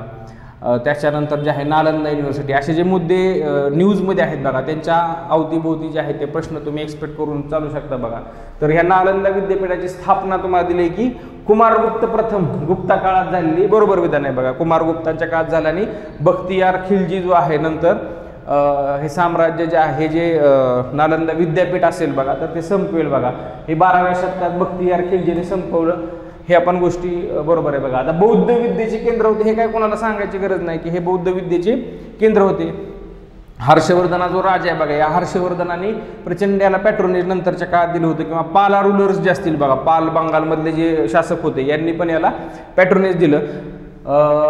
बौद्ध केंद्र जरी असलं तरी वेद, तर्कशास्त्र, वैद्य म्हणजे मेडिसिन असेल किंवा गणित या विषयांचे देखील शिक्षण इथं दिलं जात होतं. सगळं दिलं जात होतं बघा शिक्षण, हे देखील बरोबर आहे बघा. आणि चीनी प्रवासी जो असेल फाहियान, ओके, तर याने नालंदा विद्यापीठाच्या उत्कर्ष काळात भेट वगैरे दिलती असं तुम्हाला ते दिलेलं आहे बघा. तर तुम्हाला इथं माहीत पाहिजे बघा बेसिकली की फाहियान जो चीनी प्रवासी आहे बघा, तर हा कधी आलेला आहे बेसिकली, तर चंद्रगुप्ताच्या काळात आलेला आहे बघा. चंद्रगुप्त सेकंडच्या काळात वगैरे हा आलेला तुम्हाला दिसून येतो. आणि त्याच्यानंतर मग तुम्हाला दिसून येतं की कुमारगुप्त वगैरे झाले, म्हणजे फाहियान 4th सेंचुरी वगैरे मध्ये आलेला आहे बघा, 4th सेंचुरीमध्ये वगैरे आलेला आहे. आणि नालंदा विद्यापीठाला भेट देणारा जो प्रवासी आहे बघा चायना, म्हणजे हा फाहियान जेव्हा आलाय ना तेव्हा नालंदा युनिव्हर्सिटीज बिल्ट नाही अजून. तर ह्युएनसँग जेव्हा आला तेव्हा ह्युएनसँगनी भेट दिली, किंवा नंतर येणारा इत्सिंग जो असेल तर त्याने भेट दिली. 3 जे चायनीज प्रवासी प्रामुख्याने जे तुम्ही बघता बघा, फाहियान, ह्युएनसँग किंवा इत्सिंग, त्यातला फाहियान जो आहे तो सगळ्यात जुना आलेला व्यक्ती आहे बघा. त्याच्या काळात नालंदा नव्हतंच, त्यामुळे हे स्टेटमेंट जे आहे ते चुकीचं ठरतं. जरी ते ह्युएनसँग असतं तर कदाचित उत्तर बरोबर आलं असतं बघा. तर सी जे आहे ते चुकीचं असल्यामुळे विधानं योग्य विचारलेत. परत एकदा A, B आणि D, ओके, सी चुकीचं असल्यामुळे जे आहे तुम्हाला दिसून येईल की ऑप्शन नंबर 1 जे आहे ते याचं करेक्ट आन्सर असेल. पुढचा जो प्रश्न आहे बघा, ओके, पुढचा जो प्रश्न आहे बघा, क्वेश्चन नंबर 52 की राष्ट्रीय काँग्रेसचा हरिपुरा सेशन 1938 आणि त्रिपुरी सेशन, ओके, त्रिपुरी जे सेशन आहे मग MP मध्ये, तर विधान त्याबद्दल दिलेत आणि तुम्हाला योग्य विधान जे आहे ते निवडायचे. आता हरिपुरा अधिवेशनात सुभाषचंद्र बोस जे आहे ते काँग्रेसचे अध्यक्ष म्हणून निवडून आले. ऑब्व्हियसली हे तुम्हाला माहिती आहे बघा, नॅशनल इकॉनॉमिक प्लॅनिंग कमिटी वगैरे जे आहे, नियोजन वगैरे इथं बनवण्यात आलं बघा. हरिपुरा जवाहरलाल नेहरूंना त्याचे अध्यक्ष वगैरे बनवण्यात आलं, हरिपुरा सेशन. आणि इथं नियोजनावर भर, आता नियोजनावर भर ऑब्व्हियसली असणार आहे, पण इथं मोतीलाल नेहरू यांच्या अध्यक्षाखाली राष्ट्रीय नियोजन समिती का, तर हे चुकीचं आहे बघा. जवाहरलाल नेहरू असताना इथं तर हे विधान बरोबर आलं असतं, इथं ट्विक केले बघा, म्हणजे हे विधान चुकीचे आहे बघा, पहिलं विधान बरोबर असेल, बी जिथं जिथं आहे बघा, ओके, बी जिथं जिथं आहे ते चुकीचं आहे बघा. आता ए सी आणि ए सी डी म्हणजे तुम्हालाही माहिती आहे बघा, सी तर ऑब्व्हियसली बरोबर आहे, सुभाषचंद्र बोस पुन्हा अध्यक्ष झाले, परंतु गांधीवादी गटाशी वगैरे मतभेद झाले. बेसिकली पट्टाभी सीतारामय्या जे असतील बघा, त्यांचा पराभव केलेला होता सुभाषचंद्र बोस यांनी निवडणुकीमध्ये, आणि मग गांधीजी जे आहेत ते स्वतःचा पर्सनल पराभव आहे असं ते त्यांचे मतभेद तिथं उघडकीस येतात, आणि मग सुभाषचंद्र बोस राजीनामा देऊन स्वतःचा जो आहे तो फॉरवर्ड ब्लॉक नावाचा पक्ष वगैरे काढतात. तर सी तर बरोबरच आहे, तुम्ही असं पण त्या ऑप्शनमध्ये येत होता बघा. आता त्रिपुरी अधिवेशनात ब्रिटिशांच्या युद्ध प्रयत्नांना जे आहे तो बिनशर्त पाठिंबा देणारा ठराव जो आहे तो संमत झाला असं तुम्हाला दिलंय बघा बेसिकली. आता तुम्हाला माहिती आहे बघा की दुसरं महायुद्ध जेव्हा सुरू झालं बेसिकली, ओके, दुसरं महायुद्ध जेव्हा सुरू झालं तर त्या दुसऱ्या महायुद्धात काय तुम्हाला दिसून येतं तर इथले जे सगळे नेते आहेत बघा त्यांचे व्ह्यू पॉईंट किंवा काँग्रेसचे जे व्ह्यू पॉईंट आहेत आणि सुभाषचंद्र बोस यांचा जो व्ह्यू पॉईंट आहे तर तो तुम्हाला वेगळा दिसून येतो. सुभाषचंद्र बोस यांचं म्हणणं आहे बेसिकली की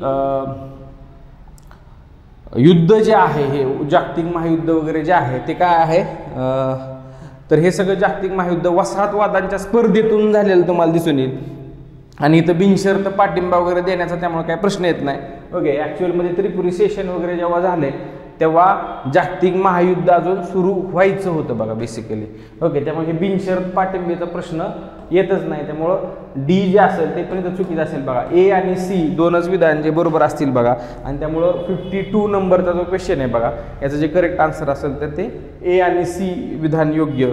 याच्यानंतर जे आहेत सप्टेंबर 1939 मध्ये वगैरे वर्ल्ड वॉर II सुरू होतं, आणि बिनशर्त पाठिंब्याचा तर काही प्रश्न येतच नाही. ओके, कट खटले बघा, मी वारंवार तुम्हाला लेक्चरमध्ये सांगत असतो की पर्टिक्युलरली हा जो आहे बघा काकोरी 1925 झालेली जी गोष्ट आहे बघा 2025ला 100 वर्ष पूर्ण असल्यामुळे महत्त्वाची ठरते बघा. मेरठचा खटला 1929चा आहे बघा, कानपूरचा खटला 1924चा, आणि पेशावरचा खटला 1922चा. बेसिकली मेरठ खटल्यावर जे आहे, मेरठचा खटला याच्यावर जे आहे का म्हणजे तुम्हाला दिसून येईल की बोल्शेविक नेत्यांना वगैरे किंवा कम्युनिस्ट नेत्यांना वगैरे जे अटक केली होती बघा बेसिकली, प्रचंड गाजलेला खटला. पेशावर आणि कानपूर हे जे खटले तुम्हाला दिसून येईल की पेशावरचा खटला मुजाहिर लोकांवर जे आहे ते लादलेला खटला. असे खटले जे आहेत दिल्ली कॉन्स्पिरसी असेल, लाहोर कॉन्स्पिरसी असेल, काकोरीची कॉन्स्पिरसी असेल बघा. काकोरीमध्ये जे आहे ते तुम्हाला माहिती आहे की सरकारी खजिना वगैरे जे आहे ट्रेन जे घेऊन चालली होती बघा, तर ते लुटण्याचा प्रयत्न वगैरे झाला. तर इथं टाईमलाईन पण मी दिली आहे बघा. बेसिकली ABCD जे आहे तेच याचं करेक्ट जे आहे म्हणजे ऑप्शन नंबर 1 जे आहे तेच काय असेल याचं करेक्ट सिक्वेन्स वगैरे तुम्हाला दिसून येईल बघा. काकोरी 1925ला, आता 2025ला जे आहे ते तुम्हाला 100 वर्ष झाल्यामुळे जे आहे ते महत्त्वाचं आहे. ऑप्शन नंबर 1 जे आहे ते याचं करेक्ट आन्सर होतं बघा. ओके, क्रमानेच ते दिलेलं होतं बघा. पुढचा जो प्रश्न आहे बघा, ॲनी बेझंट यांच्यावर नाही sorry India home rule league of America वगैरे त्यांची सुरुवात त्यांनी केली, ज्याचं मुख्यालय जे आहे ब्रॉडवे न्यूयॉर्क येतं होतं असं ते तुम्हाला दिलेलं आहे बघा. व्यक्तिमत्व ओळखायचं बेसिकली तुम्हाला. जानेवारी 1926 मध्ये जे आहे जानेवारी 1926 मध्ये मोतीलाल नेहरू यांच्या आग्रहावरून जे आहे ते स्वराज्य पक्षात सामील झाले आणि त्याचे उपनेते म्हणून निवडले गेले वगैरे दिले बघा. तुम्हाला माहिती आहे बघा की चौरी चौराची घटना झाल्यानंतर असहकार आंदोलन मागं घेण्यात येतं, आणि ते आंदोलन मागं घेतल्यानंतर काउन्सिल एंट्री म्हणजे विधानसभेत जायची की नाही याच्यावरनं 2 गट पडतात, ज्याला स्वराजिस्ट आणि नो चेंजर्स असं आपण म्हणतो. आणि मग स्वराजिस्ट जे लोक असतील बघा, मोतीलाल नेहरू असतील किंवा चित्तरंजन दास असतील, यांच्या गटात जे आहेत ही व्यक्ती जी मला वर्णन दिले तर ते सामील होतात असं तुम्हाला ते दिलेलं आहे. मॅझिनी यांचं चरित्र, गॅरिबाल्डी, छत्रपती शिवाजी महाराज, स्वामी दयानंद सरस्वती यांच्यावर चरित्रात्मक पुस्तकं त्यांनी लिहिली.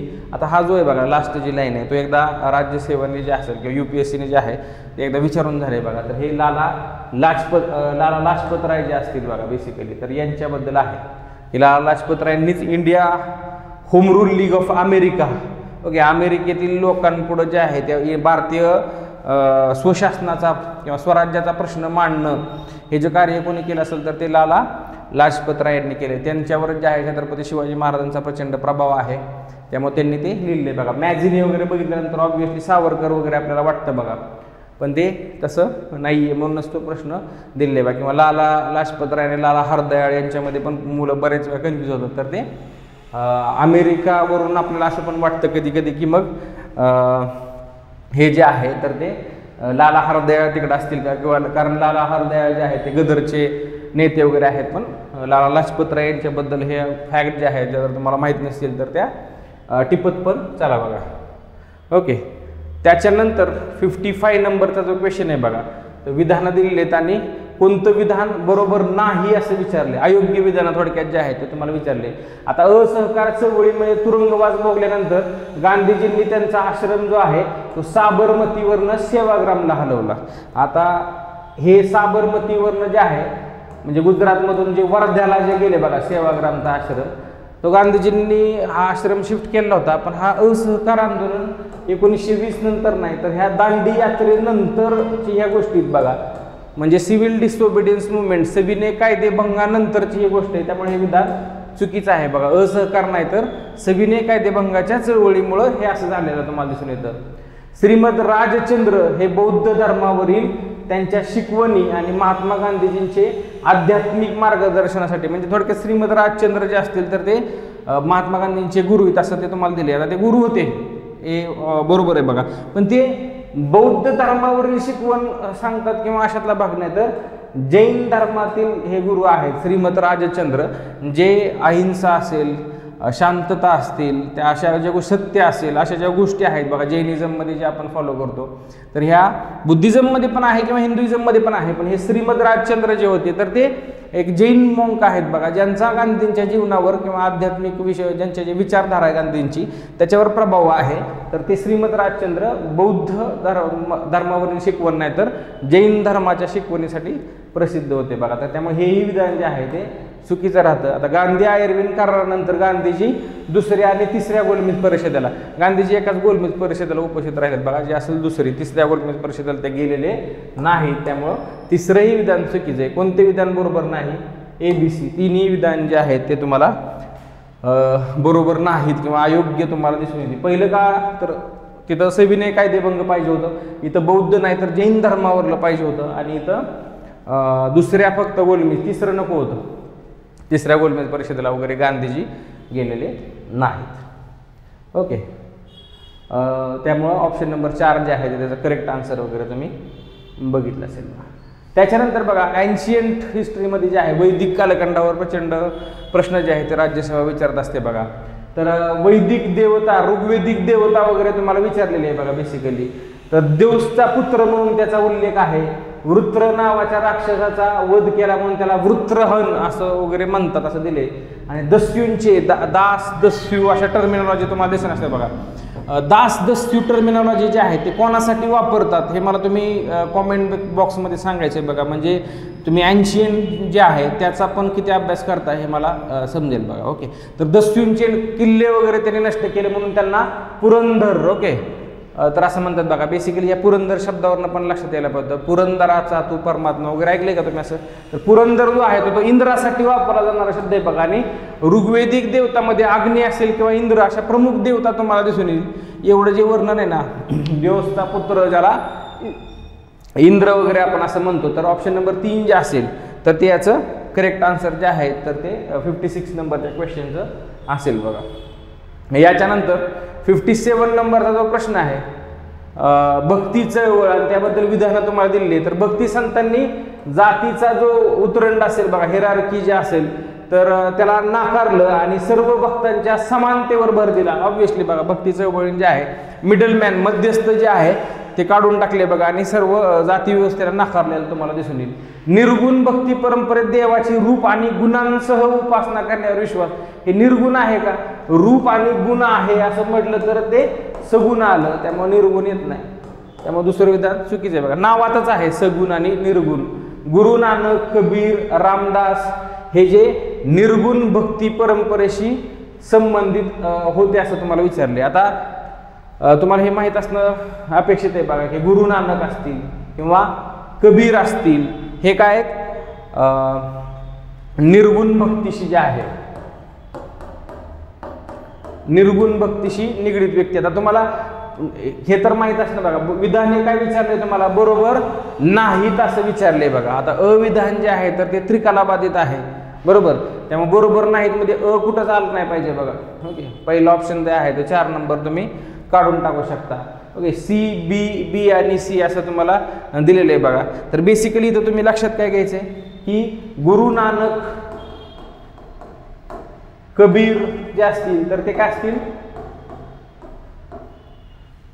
बेसिकली तर सगुण निर्गुण संत तुम्हाला दिसून येते. निर्गुण म्हणजे काय सांगितलं, गॉड इज विदाउट फॉर्म, म्हणजे कोणतंही रूप नाही, विदाउट क्वालिटी, गुण नाही कोणता, बरोबर. तो निराकार आहे, निर्गुण आहे, अशा विचारधारेचे लोक. पण रामदास जे असतील बघा, संत रामदास जे असतील तर ते सगुण संप्रदाय, किंवा तुकाराम महाराज असतील, ज्ञानेश्वर महाराज असतील बघा, मीराबाई असतील, या सगुण ईश्वराला मानतात. म्हणजे मूर्ती असेल किंवा त्याचं काहीतरी रूप आहे अशा स्वरूपात ते मानतात बघा. तर रामदास या एक संत रामदास या एका शब्दावरनं जे आहे तर ते वाक्य चुकीचं ठरतं बघा. तर तुम्हाला हे दोन्ही विधान जे आहे ते चुकी ठरतात. ए येणारच नाही बघा, इथं तुम्हाला ए त्यामुळे काढून टाकलेले. ब पण चुकीचे, तसं क पण चुकीचं. जर कदाचित इथं फक्त जर संत रामदास नसतं तर हे विधान बरोबर आलं असतं आणि मग ब उत्तर असलं असतं. पण आता गुरु नानक, कबीर आणि रामदास या शब्दामुळे जे आहे हे पण विधान काय ठरतं, चुकीचं ठरतं. आणि त्यामुळं ब आणि क विधानं जे आहेत ते चुकीची आहेत, तुम्हाला बरोबर नाहीत म्हणजे चुकीचे आहेत विचारलेले. त्यामुळे ऑप्शन नंबर 3 जे असेल ते याचं करेक्ट आन्सर असेल. ब आणि क बरोबर नाही आहेत. त्याच्यानंतर बघा 58 नंबरचा जो क्वेश्चन आहे बघा, 58 नंबरचा प्रश्न की ज्याच्यामध्ये लॅटर मुघल्सच्या संदर्भात काय विधानं दिली आहेत की बहादूर शाह पहिला जो असेल याने राजपूत आणि गुरु गोविंद सिंग यांच्याबद्दल सलोख्याचं धोरण वगैरे स्वीकारलेलं तुम्हाला दिसून येईल.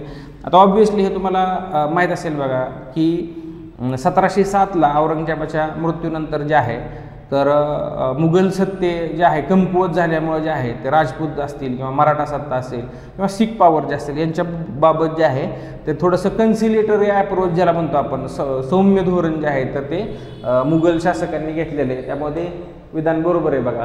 किंवा मोहम्मद शाह जो असेल बघा याच्या कालखंडात नादिर शहाने जो अटॅक केला बघा 1739 मध्ये जो अटॅक झाला बघा, बेसिकली 37-39 मध्ये जो अटॅक झाला बेसिकली बाजीराव पेशव्यांचा असेल, बाजीराव पेशव्यांनी पण दिल्लीमध्ये चढाई केली होती बघा. किंवा नादिर शाह जो आहे इराणचा शासक आल्यानंतर तो मयूरासन किंवा कोहिनूर जो हिरा म्हणतो आपण तो भारतातून तिकडं गेला होता बघा. तर या मोहम्मद शाहच्याच कालखंडात जो आहे असं म्हटलं जातं बघा, हे राज्यकारभारावर पाहिजे तेवढं जे आहे ते लक्ष त्यांचं नव्हतं मोहम्मद शाह यांचं.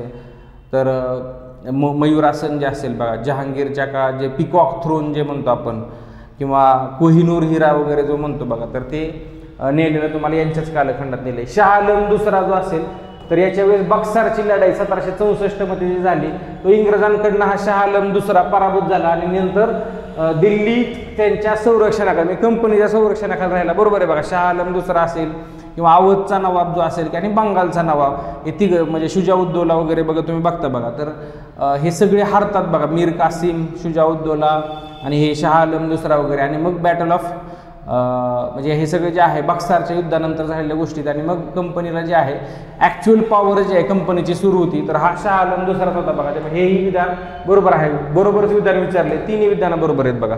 हा 58 नंबरचा जो क्वेश्चन आहे बघा, ऑप्शन नंबर 4 जो असेल ते याचं करेक्ट आन्सर तुम्हाला दिसून येईल. त्याच्यानंतर बघा राजघाटचा करार तो ब्रिटिश ईस्ट इंडिया कंपनी आणि होळकर यांच्यामध्ये झाला, बरोबर विधान आहे बघा. किंवा अंजनगाव सुरजीचा जो करार आहे तो ब्रिटिश ईस्ट इंडिया कंपनी आणि शिंदे यांच्यात झाला, हेही विधान बरोबर आहे बघा. देवगावचा करार जो आहे तो ईस्ट इंडिया कंपनी आणि नागपूरकर भोसले जे असतील यांच्यामध्ये झाला, हे देखील विधान बरोबर आहे बघा. तिन्ही विधानं जे आहेत ते बरोबर आहेत बघा. पण चौथं विधान जे आहे बघा इंग्रज मराठा युद्धाचा पहिल्या इंग्रज मराठा युद्धाचा हे भाग होता का तर हे विधान चुकीचं आहे बघा.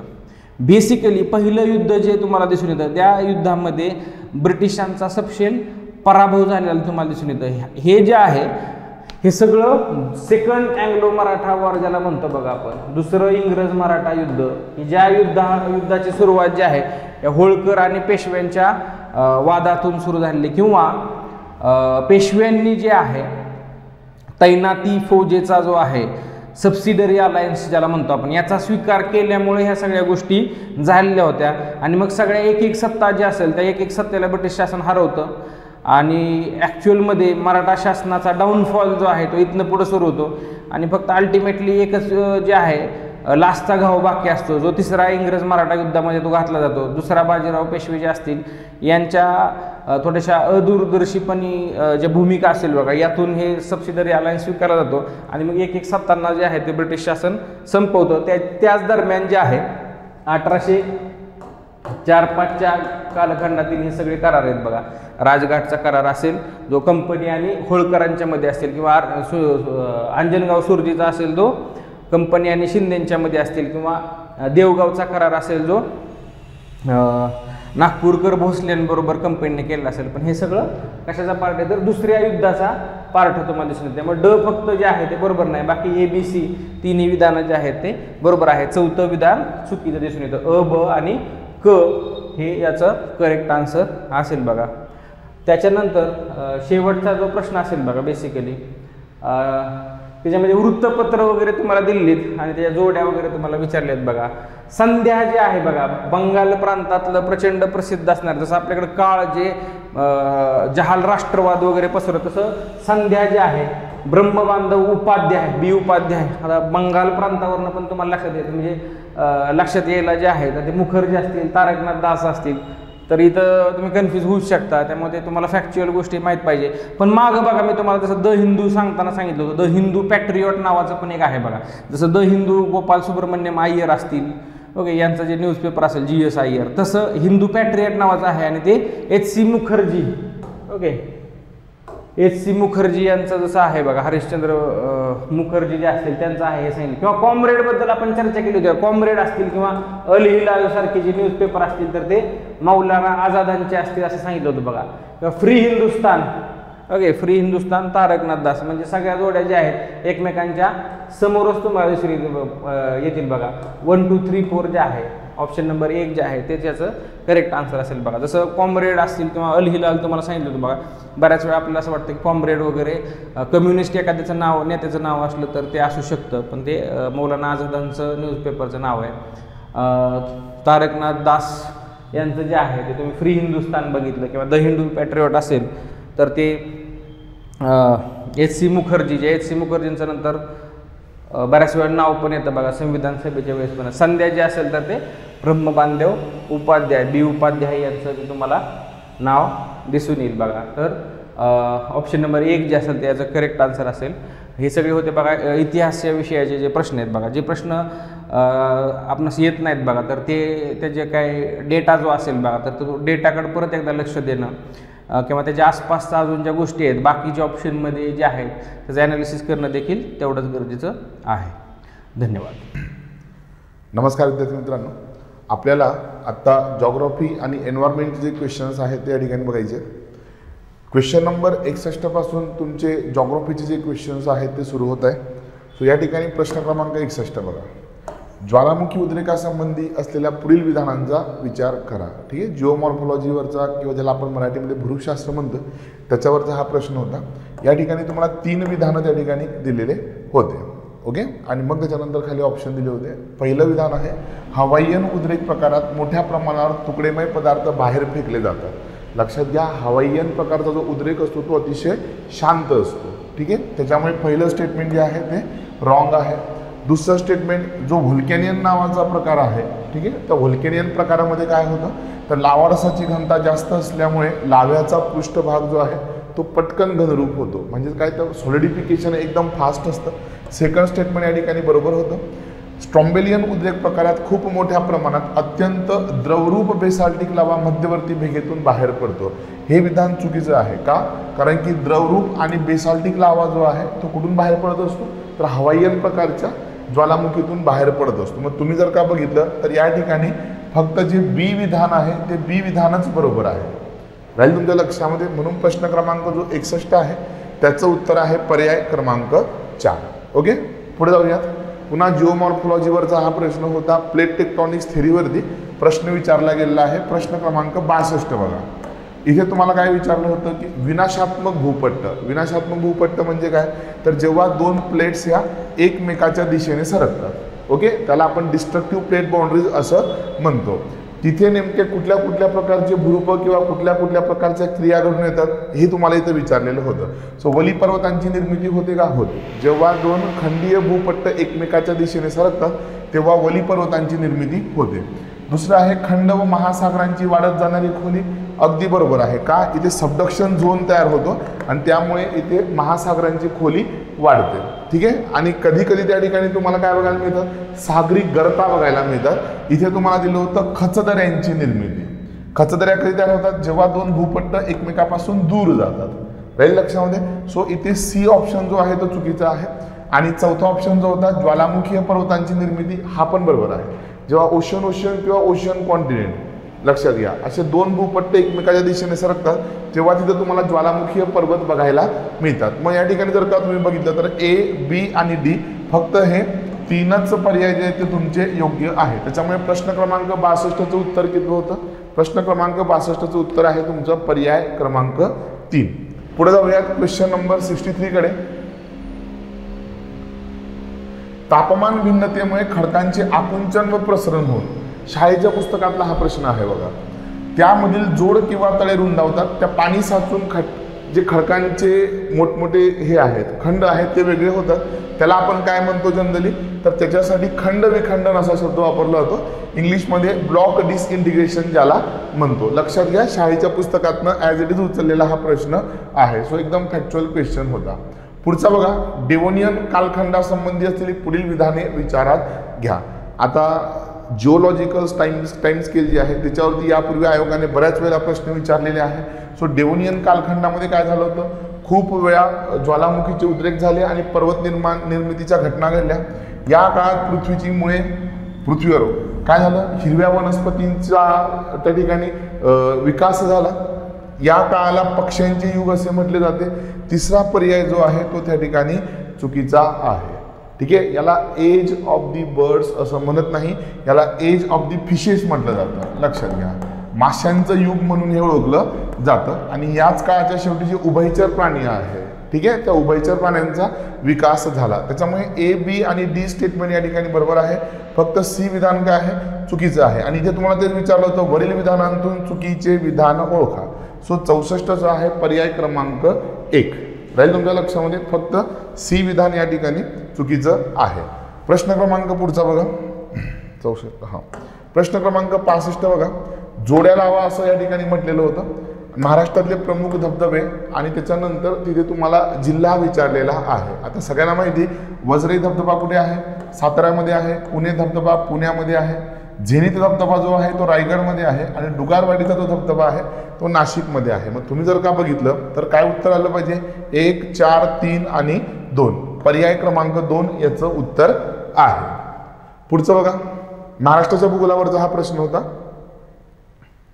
प्रश्न क्रमांक 66 बघा, आंतरराष्ट्रीय वार रेषा जी आहे ज्याला आपण 180 रेखावृत्त पण म्हणतो, त्या संबंधात तुम्हाला 2 विधानं या ठिकाणी दिलेले आहे.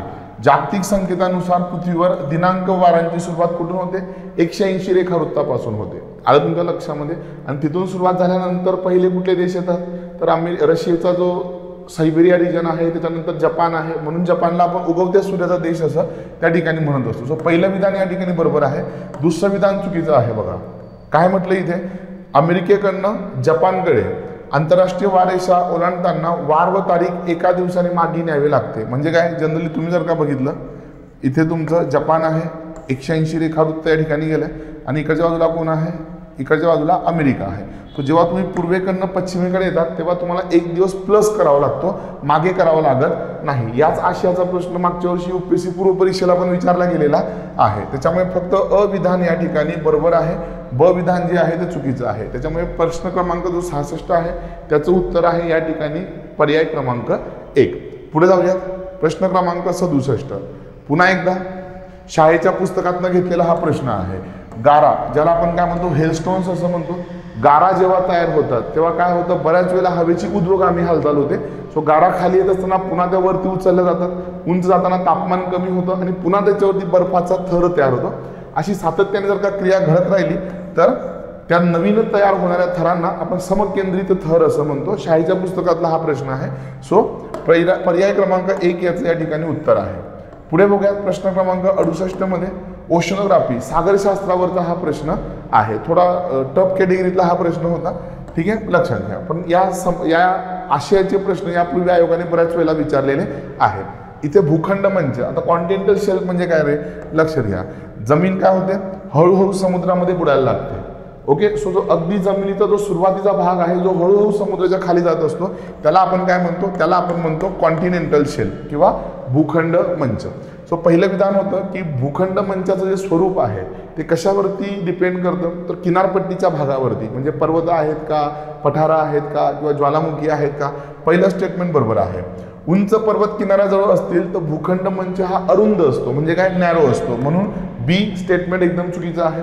दक्षिण अमेरिकेमध्ये रॉकी माउंटेन जर का बघितले तुम्ही, त्याच्या पश्चिमेकडे जी काही पॅसिफिक महासागराची किनारपट्टी आहे तिथला भूखंड मंच कसा आहे, अगदी अरुंद आहे, म्हणजे नॅरो आहे. सो सेकंड स्टेटमेंट पण काय होऊन जातं, चूक होऊन जातं. लक्षात ठेवा, जर का किनारपट्टीच्या जवळ उंच पर्वत असतील तर कॉन्टिनेंटल शेल्फ एकदम नॅरो असतो, म्हणजे अरुंद असतो.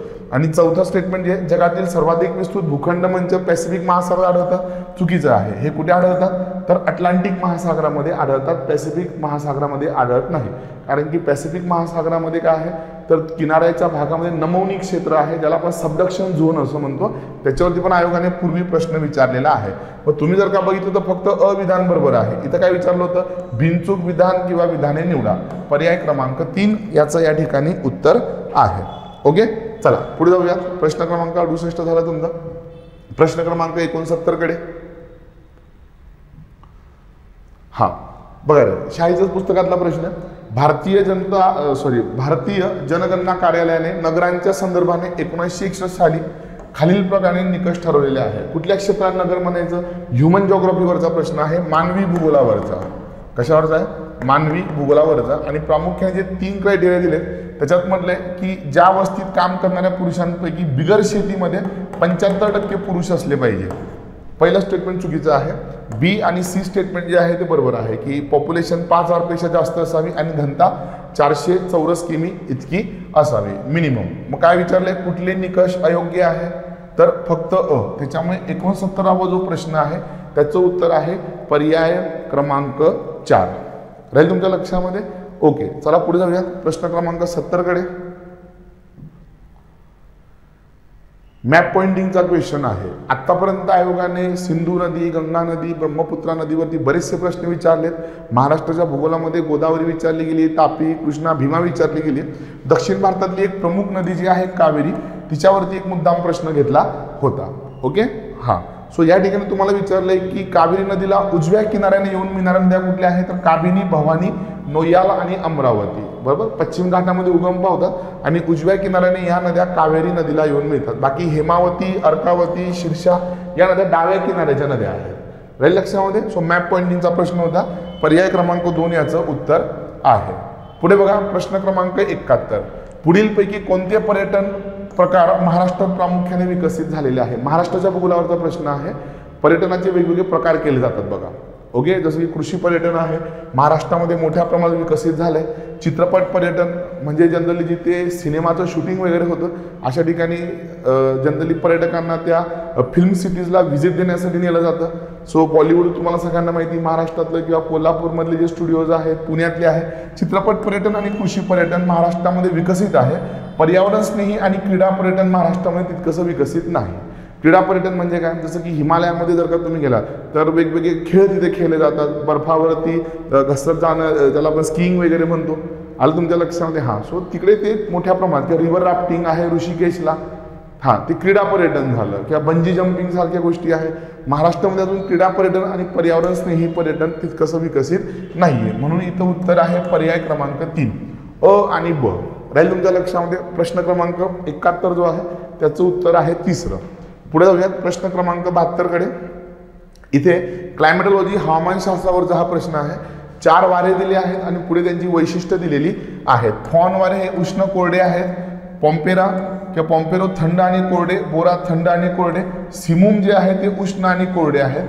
4ही या ठिकाणी ज्या जोड्या दिल्या आहेत किंवा वारे आणि त्यांची वैशिष्ट्य दिली आहेत हे अगदी बरोबर आहेत. पुढे जाऊयात प्रश्न क्रमांक 73 कडे. पुन्हा हा जो प्रश्न आहे हा ह्युमन जॉग्राफीवरचा आहे. ओके, मानवी भूगोलावरचा. मळ्याची शेती. ओके, मोठमोठे जे बगीचे असतात.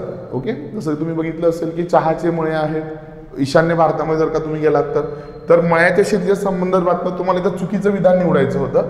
मळ्याची शेती जी असते तिच्यासाठी किमान क्षेत्र किती पाहिजे? 40 हेक्टर पाहिजे. किती? 40 हेक्टर. सो इथे 200 हेक्टर म्हटलं होतं. पहिलं विधान चुकीचं आहे, लक्षात घ्या. या शेतीत यंत्राचा वापर फारसा करता येत नाही. अगदी बरोबर आहे. मळ्याच्या शेतीमध्ये जास्त मशीन्स वगैरे यूज केले जात नाही. ही एक पीक पद्धती आहे, म्हणजे एकाच प्रकारचं पीक घेतलं जातं. हे विधान पण बरोबर आहे. केवळ व्यापारी पिकांचेच उत्पादन घेतले जाते, हे पण विधान या ठिकाणी बरोबर आहे. ठीक आहे. सो तंबाखू आहे, चहा आहे, कॉफी आहे, रबर आहे, याला आपण मळ्याची शेती असं म्हणतो. किमान 40 हेक्टर क्षेत्र पाहिजे. खूप जास्त मशीन्स यूज करता येत नाही. का? कारण की शेती जर का तुम्ही बघितलं तर हिली रिजनमध्ये असते, डोंगराळ भागामध्ये असते, त्याच्यामुळे मशीन्स तिथे मोठ्या प्रमाणात वापरता येत नाही. राहील लक्षामध्ये.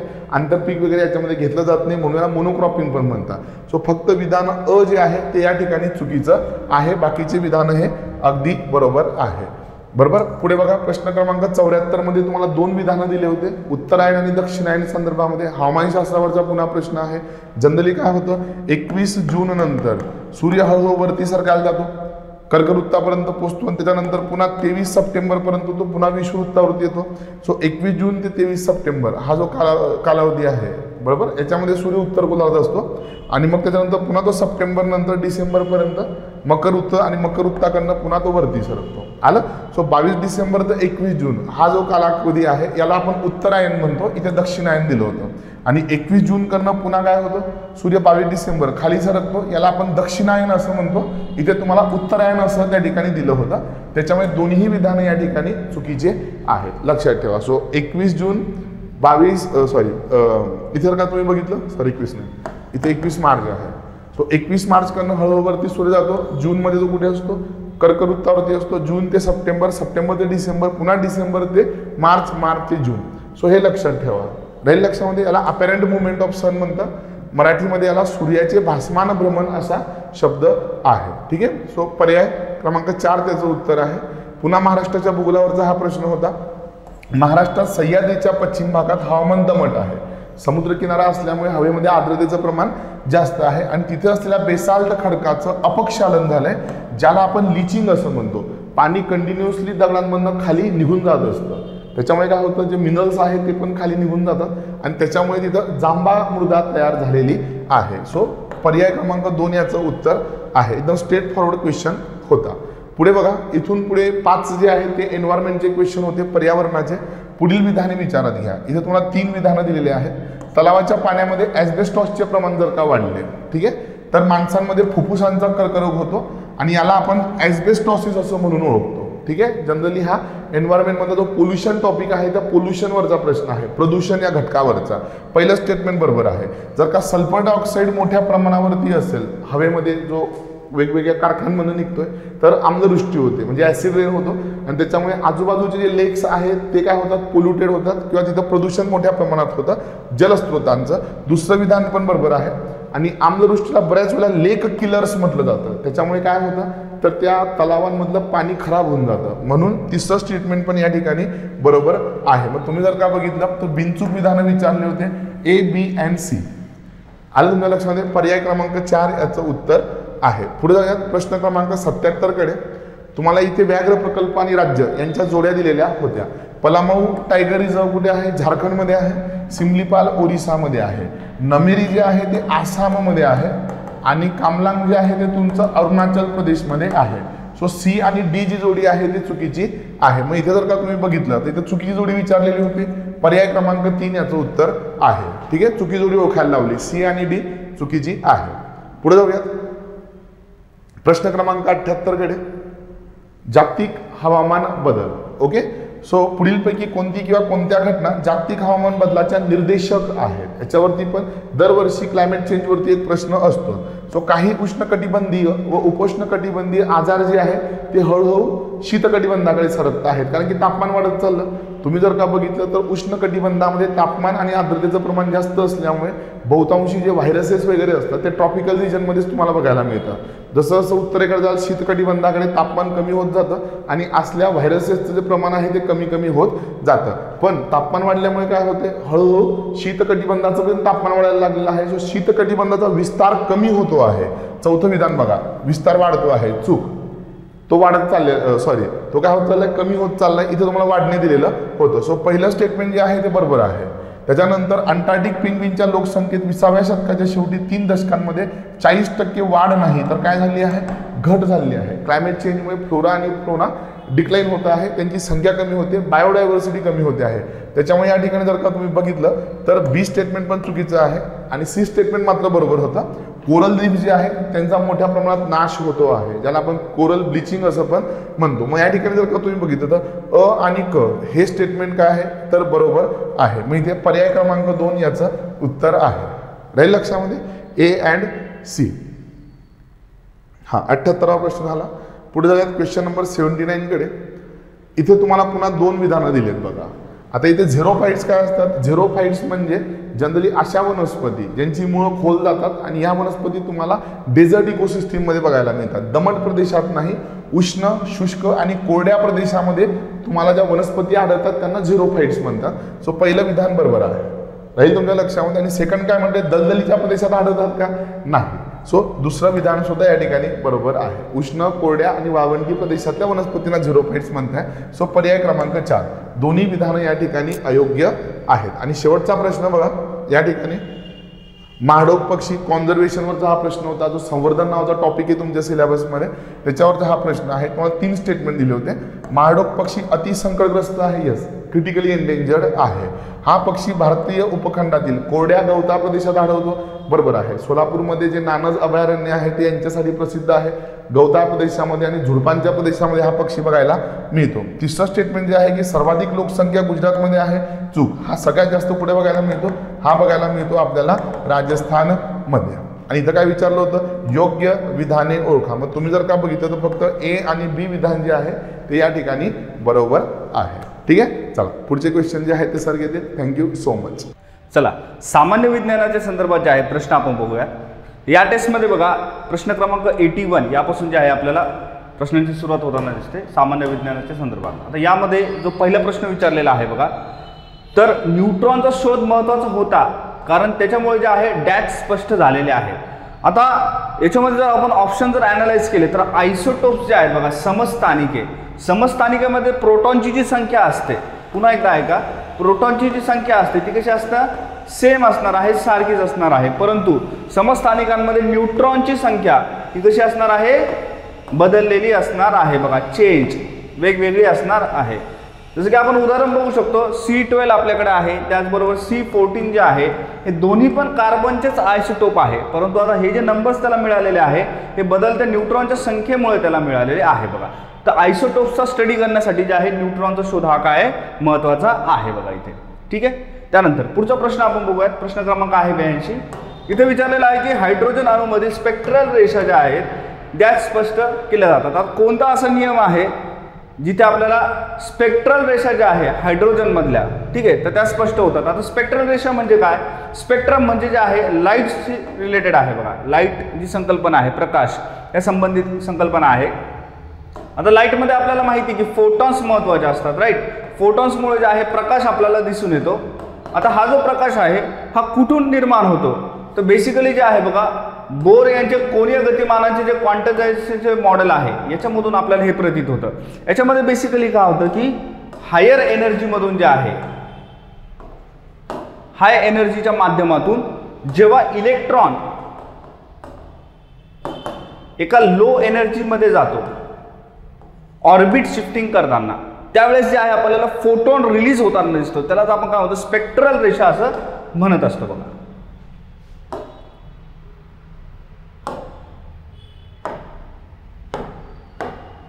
त्यानंतर पुढचा प्रश्न बघा, प्रश्न क्रमांक आहे 83। इथे विचारलेला आहे की हवेचे तापमान वाढवल्यास प्रतिध्वनी ऐकण्यासाठी लागणारे किमान अंतर आता प्रतिध्वनी जो आहे बघा हा अंतरावरती डिपेंडंट असतो, राईट. आता इमॅजिन करा जेव्हा तापमान वाढते तेव्हा ध्वनीची जो वेग आहे, स्पीड ऑफ द साऊंड, हा वाढणार की कमी होणार? तर जो ध्वनीचा जो वेग आहे बघा हा वाढणार आहे. ओके, आता ध्वनीचा वेग वाढल्याच्या नंतर जो अंतर असणार आहे तर तो कमी होणार की जास्त होणार? वेग वाढला की अंतर कमी होत असतो. त्यामुळे जर तापमान वाढवले तर प्रतिध्वनी ऐकण्यासाठी लागणार किमान अंतर जे आहे तेही सुद्धा आपल्याला काय करावं लागेल? वाढवावे लागेल. बघा उत्तर काय आहे याचं? ऑप्शन नंबर 4 आहे की ध्वनीचं जे अंतर आहे, प्रतिध्वनीचं जे अंतर आहे तर ते काय होणार आहे? इथे वाढणार आहे. बघा ठीक आहे. त्यानंतर पुढचा प्रश्न आपण बघूया. प्रश्न क्रमांक आहे 84. इथे विचारलेला आहे की सभागृहातील निनाद संदर्भात जे आहे समस्यांपैकी कोणती वारंवारता पट्टा सर्वाधिक प्रभावित होतो? आता कोणत्याही थिएटरमध्ये जेव्हा तुम्ही जाल तर तिथे कोणतं प्रिन्सिपल अप्लाय होतं? रिव्हर्बरेशन म्हणजेच निनाद. निनाद म्हणजे काय? Multiple reflection of sound. Okay, ध्वनीचं काय होतं इथे? रिफ्लेक्शन जे आहे मल्टिपल पद्धतीने आपल्याला बघायला मिळतं. एखाद्या विशिष्ट डिस्टन्सवरती जे आहे आपल्याला हे रिफ्लेक्शन इथे आढळून येतं. त्याचबरोबर इथे जर ऑप्शन जर तुम्ही अनालाइज केले, जर इथे अतिशय जास्त वारंवारता असेल तर ती ह्युमन कॅपॅसिटीच्या काय आहे? बाहेर आहे. त्याचबरोबर श्राव्यतीत तरंग म्हणजेच अल्ट्रासॉनिक वेव्स हे सुद्धा काय? ह्युमन कॅपॅसिटीच्या बाहेर आहे ऐकण्यासाठी, राईट. तर करेक्ट ऑप्शन काय असणार आहे इथे? मध्यम वारंवारता. त्यानंतर पुढचा प्रश्न बघूया. प्रश्न क्रमांक आहे 85. विचारलेला आहे की न्यूक्लिक ऍसिडच्या संदर्भात विचार करा. DNA चा बॅकबोन फॉस्फेट गटांमुळे नकारात्मक चार्ज असतो. ओके, तर नेहमी लक्षात ठेवायचं आहे फॉस्फेट ग्रुप जो आहे DNAचा याला चार्ज कसा असणार आहे? निगेटिव्ह पद्धतीचा असणार आहे. त्यानंतर पुढे विचारलेला आहे प्युरिन्समध्ये ॲडेनाइन आणि सायटोसिन यांचा समावेश होतो. आता प्युरिनमध्ये जे आहे ॲडेनाइन तर येतं परंतु सायटोसाइन येतं का? सायटोसाइन येत नाही. तर ॲडेनिन आणि कशाची जोडी येणार? ग्वानाइनची जोडी येणार आहे. कशाची जोडी येणार आहे? ॲडेनाइन आणि ग्वानाइन. त्याचबरोबर एक पुढची संकल्पना तुम्हाला लक्षात ठेवायची आहे ती आहे पायरॅमिडिन्सच्या संदर्भात. ज्या पद्धतीने प्युरिन्स असतात त्या पद्धतीने काय असतात? पायरॅमिडिन्स असतात.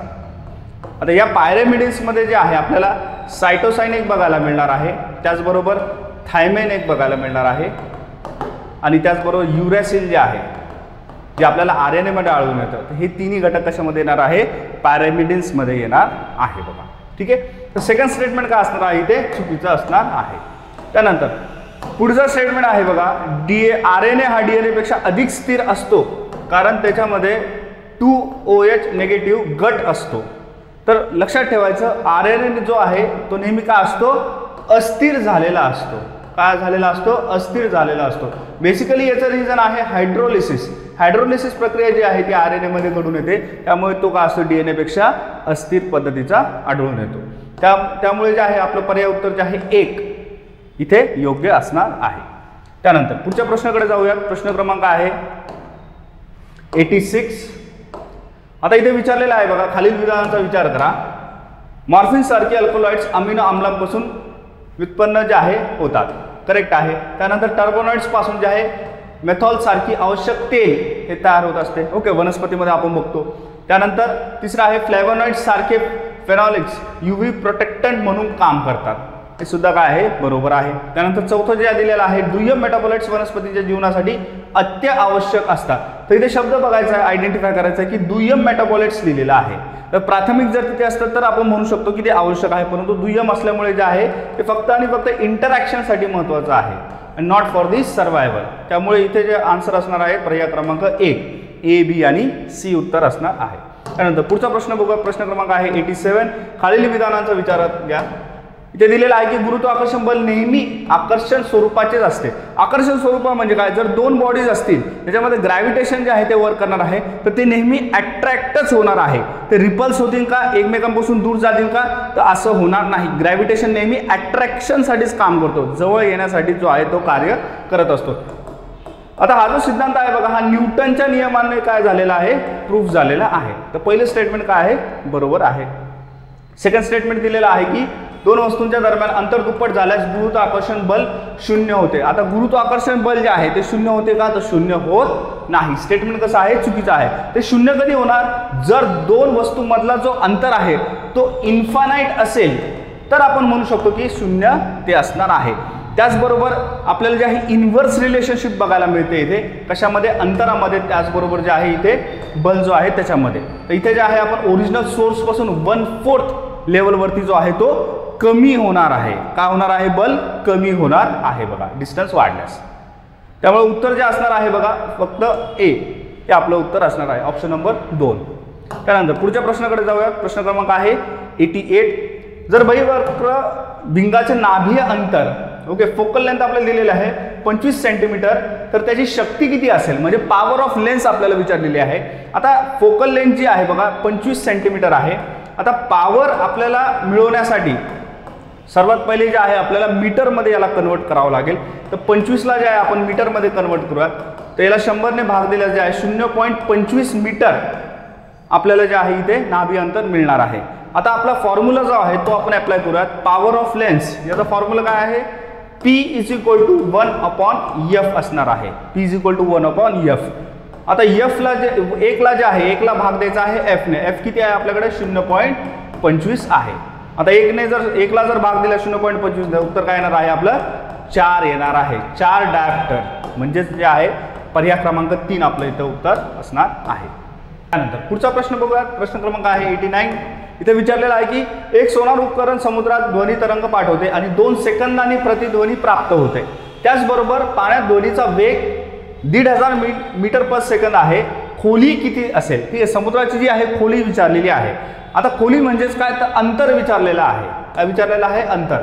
तर अंतर बरोबर जे आहे डिस्टन्स = स्पीड × टाइम. ओके, आपल्याला जो आहे गुणाकार करायचा आहे वेगाचा त्याचबरोबर वेळेचा. तर स्पीड आपल्याला दिलेली आहे 1500, त्याचबरोबर वेळ आपल्याला दिलेला आहे 2 सेकंद. तर एकूण अंतर जो आहे किती असणार आहे आपला 3000 मीटर असणार आहे. किती असणार आहे 3000 मीटर. पण 3000 मीटर आपल्याला ऑप्शनमध्ये सुद्धा दिलेलं आहे, परंतु याचं उत्तर आहे का ते उत्तर नाही. का, कारण की प्रतिध्वनीमध्ये जे आहे 2 अंतर आपण मोजतो. समुद्राची जर खोली आपण कन्सिडर केली तर प्रतिध्वनीमध्ये जो आवाज आहे ध्वनी जो आहे तो समुद्र तलाला जो आहे लागून पुन्हा जो आहे रिटर्न इथे येणार आहे. त्यामुळे हा जो टोटल डिस्टन्स आहे हा असणार आहे 3000. तर आपल्याला फक्त जे आहे समुद्र खोलीचा जो आहे म्हणजे एक पट्टा जो आहे तो आपल्याला विचारलेला आहे. याला जे आहे आपल्याला 2 ने भाग द्यावा लागेल, म्हणजेच काय 1500 मीटर जे आहे ते आपलं उत्तर इथे असणार आहे बघा. ठीक आहे, पर्याय क्रमांक 2. त्यानंतर पुढचा प्रश्न आहे प्रश्न क्रमांक 90. इथे विचारलेला आहे की 80 मीटर जे आहे उंच मनोऱ्यावरून दगड सोडला तर जमिनीवर पोहोचण्यासाठी किती वेळ लागेल. जी म्हणजे ग्रॅव्हिटीची व्हॅल्यू आपल्याला दिलेली आहे 10 मीटर पर सेकंड स्क्वेअर. आता इथे जो फॉर्म्युला यूज होणार आहे तो असणार आहे बघा S = ut + ½ AT². Equation of मोशनचा जो आहे हा फॉर्म्युला इथे असणार आहे. आता S ची जी व्हॅल्यू आहे ती किती दिलेली आहे आपल्याला, म्हणजेच हाईटची व्हॅल्यू ती दिलेली आहे आपल्याला 80 दिलेली आहे बघा. किती दिलेली आहे 80. त्याचबरोबर u जे आहे इथे 0 असणार आहे. इनिशियल व्हेलॉसिटी किती आहे 0 आहे. कोणत्याही संख्येचा गुणाकार इथे केला तर उत्तर काय असणार आहे 0. आता ½ AT² ला जे आहे आपण सॉल्व्ह करूयात. ½ AT² म्हणजे काय, तर ½ A ची व्हॅल्यू दिलेली आहे म्हणजेच ग्रॅव्हिटी किती दिलेली आहे 10. त्याचबरोबर पुढे दिलेला आहे t², म्हणजे इथे भाग जाणार आहे फाय. ओके, तर आपल्याला जे इक्वेशन सॉल्व्ह केल्याच्या नंतर व्हॅल्यू मिळते AT = 5t². आता t² जे आहे t² काय असणार आहे 80/5 असणार आहे, म्हणजेच किती 16. आणि t² म्हणजे t वर्ग जे आहे किती असणार आहे 4 असणार आहे बघा इथे. ठीक आहे, उत्तर जे आहे आपलं इथे आहे 4, म्हणजेच काय 4 सेकंद जे आहे त्याला वेळ तेवढा लागणार आहे बघा. ठीक आहे, त्यानंतर 91 नंबरवरती आपण जाऊयात. प्रश्न क्रमांक खालीलपैकी जे आहे कोणत्या जोड्या योग्यरित्या जुळलेल्या आहे असं विचारलेलं आहे. आता हर्षवायू जो आहे ज्याला आपण लाफिंग गॅस असं म्हणतो तो बेसिकली काय नायट्रस ऑक्साईड आहे बघा. ओके, तर पहिली जोडी इथे बरोबर आहे. दुसऱ्या जोडीमध्ये आहे की नायट्रिक ऑक्साईड रॉकेट प्रोपेलंट म्हणून वापरलं जातं, तर असं नाहीये. तर नायट्रस ऑक्साईडचा वापर होतो बघा रॉकेट प्रोपेलंट म्हणून, नायट्रिक ऑक्साईडचा नाही. दुसरं जे आहे जोडी ती चुकीची आहे. तिसरी जी आहे जोडी इथे दिलेला आहे की कार्बन मोनॉक्साईड धातूवर्मात शपनकारी म्हणून वापरले जाते, तर ऑक्सिडेशन जे आहे रिड्युसिंग एजंट म्हणून जे आहे कार्बन मोनॉक्साईडचा वापर केला जातो. मेटल एक्स्ट्रॅक्शनमध्ये जे आहे त्याचा वापर इथे केला जातो बघा. ठीक आहे, ए आणि सी बरोबर आहे. त्यानंतर ऑप्शन स्टेटमेंट नंबर डी आहे सल्फर डायऑक्साईडमुळे जे आहे ब्ल्यू बेबी सिंड्रोम बघायला मिळतो, तर हे चुकीचं आहे बघा. ब्ल्यू बेबी सिंड्रोम जो आहे तर हा पिण्याच्या पाण्यामध्ये जेव्हा नायट्रेट्स आढळतात या नायट्रेट्समुळे जे आहे ब्ल्यू बेबी सिंड्रोम आपल्याला बघायला मिळतो, नॉट सल्फर डायऑक्साईड. तर पर्याय क्रमांक जो आहे 1 हे त्याचं उत्तर असणार आहे. इथे दिलेलं आहे ए आणि सी हे बरोबर आहेत बघा विधान. त्यानंतर पुढचा प्रश्न आहे 92 नंबर. गुडघ्याची जी वाटी आहे त्याला वैज्ञानिक दृष्ट्या काय म्हणतात, म्हणजे सायंटिफिक नेम इथे विचारलेलं आहे. तर पॅटेला जे आहे बघा इथे म्हटलेलं आहे. ओके, तर त्याचबरोबर पॅटेलाचे जे खाली आहे आपल्याला टिबिया बघायला मिळते. ओके, फॅब्युला जे आहे बघा, त्याचबरोबर अल्ना जे आहे तर ती आपल्याला हाताचे जे हाड आहे बघा फोर आर्म्सचे इथे जे आहे आपल्याला अल्ना जे आहे ते बघायला मिळते बघा. ठीक आहे, त्यानंतर पुढचा प्रश्न आपण बघूयात. प्रश्न क्रमांक आहे 93. विचारलेला आहे बेझल मेटाबॉलिक रेट. आता बेझल मेटाबॉलिक रेट म्हणजे काय, जेव्हा बॉडी रेस्ट पोझिशनमध्ये असते, या रेस्ट पोझिशनमध्ये ऊर्जा कशा पद्धतीने खर्च करावी याचं कॅल्क्युलेशन करण्यासाठी जे आहे काही हॉर्मोन्स बॉडीमधून सिक्रेट केले जातात. यालाच आपण काय म्हणतो बेझल मेटाबॉलिक रेट जे आहे असं म्हणत असतो. आता हे जे मेटाबॉलिझम आहे, हे जे एनर्जीचा यूज आहे, तर बेसिकली थायरॉइड ग्रंथी कंट्रोल करते बघा. यामध्ये जे आहे आपल्याला माहिती आहे T3 आणि त्याचबरोबर T4 हे स्पेसिफिक हॉर्मोन्स जे आहेत ते सिक्रेट केले जातात. ओके, तर थायरॉइड ग्रंथी जी आहे ती आपल्याला लक्षात ठेवायची आहे इथे. त्यानंतर पुढचा जो प्रश्न आहे बघा, इझी क्वेश्चन आहे. रेबीज रोगासंदर्भात जे आहे काही विधानं दिलेली आहेत. पहिला आहे की हा आजार DNA विषाणूमुळे होतो. तर DNA विषाणूमुळे होत नाही. कशामुळे होतं, तर RNA विषाणूमुळे होतो बघा.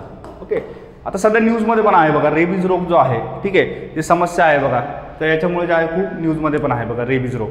त्या संदर्भात जो आहे हा रोग आपल्याला व्यवस्थित प्रिपेअर करून जायचा आहे. तर RNA इथे लक्षात ठेवायचं आहे. त्यानंतर पुढचं स्टेटमेंट आहे उष्मायन जे आहे म्हणजेच इन्क्युबेशन पिरियड हा बदलतो व महिने याला लागू शकतात. म्हणजे काही दिवसांपासून, म्हणजे आज जर एखादा कुत्रा जर चावला असेल आणि त्याच्यामध्ये जर रेबीज इन्फेक्शन झालं असेल तर ते सडनली डिटेक्ट नाही होणार. कदाचित त्याला 2 महिने लागू शकतील, 3 महिने किंवा 4 महिने सुद्धा त्याला लागू शकतील. नंतर जे आहे सिम्पटम्स दिसायला लागतील, असं सुद्धा इथे होत असतं. यालाच आपण काय म्हणतो इन्क्युबेशन पिरियड असं म्हणत असतो. सेकंड स्टेटमेंट सुद्धा इथे बरोबर आहे. त्यानंतर तिसरं आहे की हायड्रोफोबिया ही एक पारंपरिक लक्षण आहे. म्हणजे पाण्यापासून जे आहे विशिष्ट भीती जी आहे ती निर्माण होते, त्याला आपण हायड्रोफोबिया असं म्हणतो. हे सुद्धा इथे बरोबर आहे. चौथं जे स्टेटमेंट आहे रेबीज लस केवळ संसर्ग होण्यापूर्वीच प्रभावी असते. तर असं आहे का, तर नाही.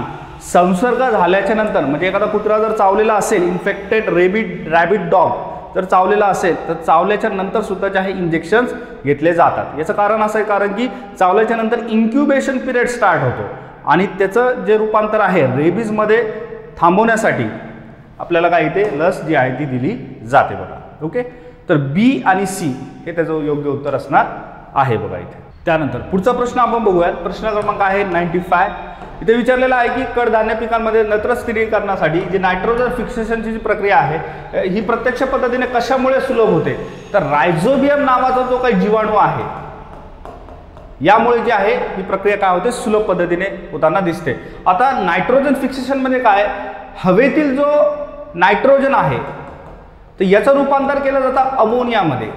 कुठे केलं जातं, मुळांमध्ये. वनस्पतीचे जे मूळ असतात रूट्स तिथे जे आहे हे बॅक्टेरिया जे आहे सहजीवनी पद्धतीने जे आहे इथे राहतात व त्याचबरोबर जे आहे ते मदत करतात. कशासाठी, तर नायट्रोजन जे आहे याचं रूपांतर अमोनिया करण्यासाठी. त्या अमोनियाचा वापर कोण करतं, मग फायनली वनस्पती जे आहे ते स्वतःच्या पोषणासाठी ते करत असतात. ओके, उत्तर काय असणार आहे, पर्याय क्रमांक 2. त्यानंतर पुढे आहे प्रश्न क्रमांक 96. प्रामुख्याने झिंकची कमतरता कोणत्या पिकामध्ये कोणत्या रोगाला कारणीभूत ठरते. आता रेड रॉट त्याचबरोबर नेक ब्लास्ट जे आहे हे सर्व काय फंगस बेस्ड आहे बघा. काय आहे, फंगस बेस्ड आहे. ते चौथा ऑप्शन आहे बघा मका. याच्यामध्ये व्हाईट बर्ड जो आजार आपल्याला बघायला मिळतो हा स्पेसिफिकली काय आहे, तर झिंकच्या कमतरतेमुळे होताना दिसतो. त्यानंतर पुढे आहे प्रश्न क्रमांक 97. त्वरित अतिसंवेदनशील प्रतिक्रिया जी आहे त्याला आपण इमिजिएट हायपर सेन्सिटिव्हिटी असं म्हणतो. जसे दमा आणि एलर्जी याच्यामध्ये कोणत्या WBC ज्या आहेत त्या मध्यस्थ करतात. आता याच्यामध्ये आपल्याला नाव कोणतं लक्षात ठेवायचं आहे, तर हिस्टामाइन जे आहे बघा हे नाव आपल्याला लक्षात ठेवायचं आहे. नाव काय असणार आहे, हिस्टामिन. ओके, तर हा जो घटक आहे हिस्टामिन याच्यामुळे जे आहे आपल्याला ॲलर्जी जी आहे शरीरामध्ये बघायला मिळते आणि याला कारणीभूत असलेले WBC जे आहे बॅसोफिल्स आहेत बघा. ठीक आहे, विसरायचं नाही, बॅसोफिल्स. त्यानंतर पुढे आहे प्रश्न क्रमांक 98. खालीलपैकी कोणती प्रक्रिया कार्बोहायड्रेट चयापचय त्याचबरोबर प्रथिनांच्या चयापचयाशी जोडते. आता प्रामुख्याने बघा ग्लायकोजेनेसिस आणि ग्लायकोसिस हे सर्व कार्बोहायड्रेटच्या विघटनाशी रिलेटेड आहे. म्हणजे कार्बोहायड्रेट्स म्हणून ग्लुकोज जे आहे कशा पद्धतीने एक्स्ट्रॅक्ट झाला पाहिजे या संदर्भात जे आहे ग्लायकोजेनेसिस व ग्लायकोलिसिस जे आहेत रिलेटेड आहे. त्याचबरोबर लायपोजेनेसिस जर आपण बघितलं, लायपो नाव हे जरी आपण लक्षात ठेवलं, त्याचबरोबर आपल्या लक्षात येतं की हे फॅटी ॲसिड्स जे आहे याच्यासोबत रिलेटेड आहे, म्हणजे मेद आम्ल ज्याला म्हणतो या प्रक्रियेशी ते संबंधित आहे. परंतु इथे प्रश्नामध्ये दिलेला आहे प्रथिने. तर प्रथिने जे आहे बेसिकली बघा, तर ट्रान्सॲमिनेशन या संकल्पनेशी ते रिलेटेड आहे. तर ट्रान्सॲमिनेशनमध्ये बेसिकली काय होतं, तर अमायनो ॲसिड्स जे आहेत जे प्रथिनांमधून आपल्याला मिळतात, अमायनो ॲसिड्स, या अमायनो ॲसिड्सचं रूपांतर जे आहे केटो ॲसिडमध्ये केलं जातं. केटो ॲसिड मॉलिक्यूलमध्ये जे आहे ते केलं जातं. ठीक आहे, तर आपल्याला लक्षात ठेवायचं आहे ट्रान्सॲमिनेशन. ठीक आहे, पर्याय क्रमांक 4 याचं उत्तर असणार आहे. त्यानंतर पुढचा प्रश्न आहे बघा, आता इंटरेस्टिंग आहे बघा आणि लॉजिकवरती पण बेस्ट आहे.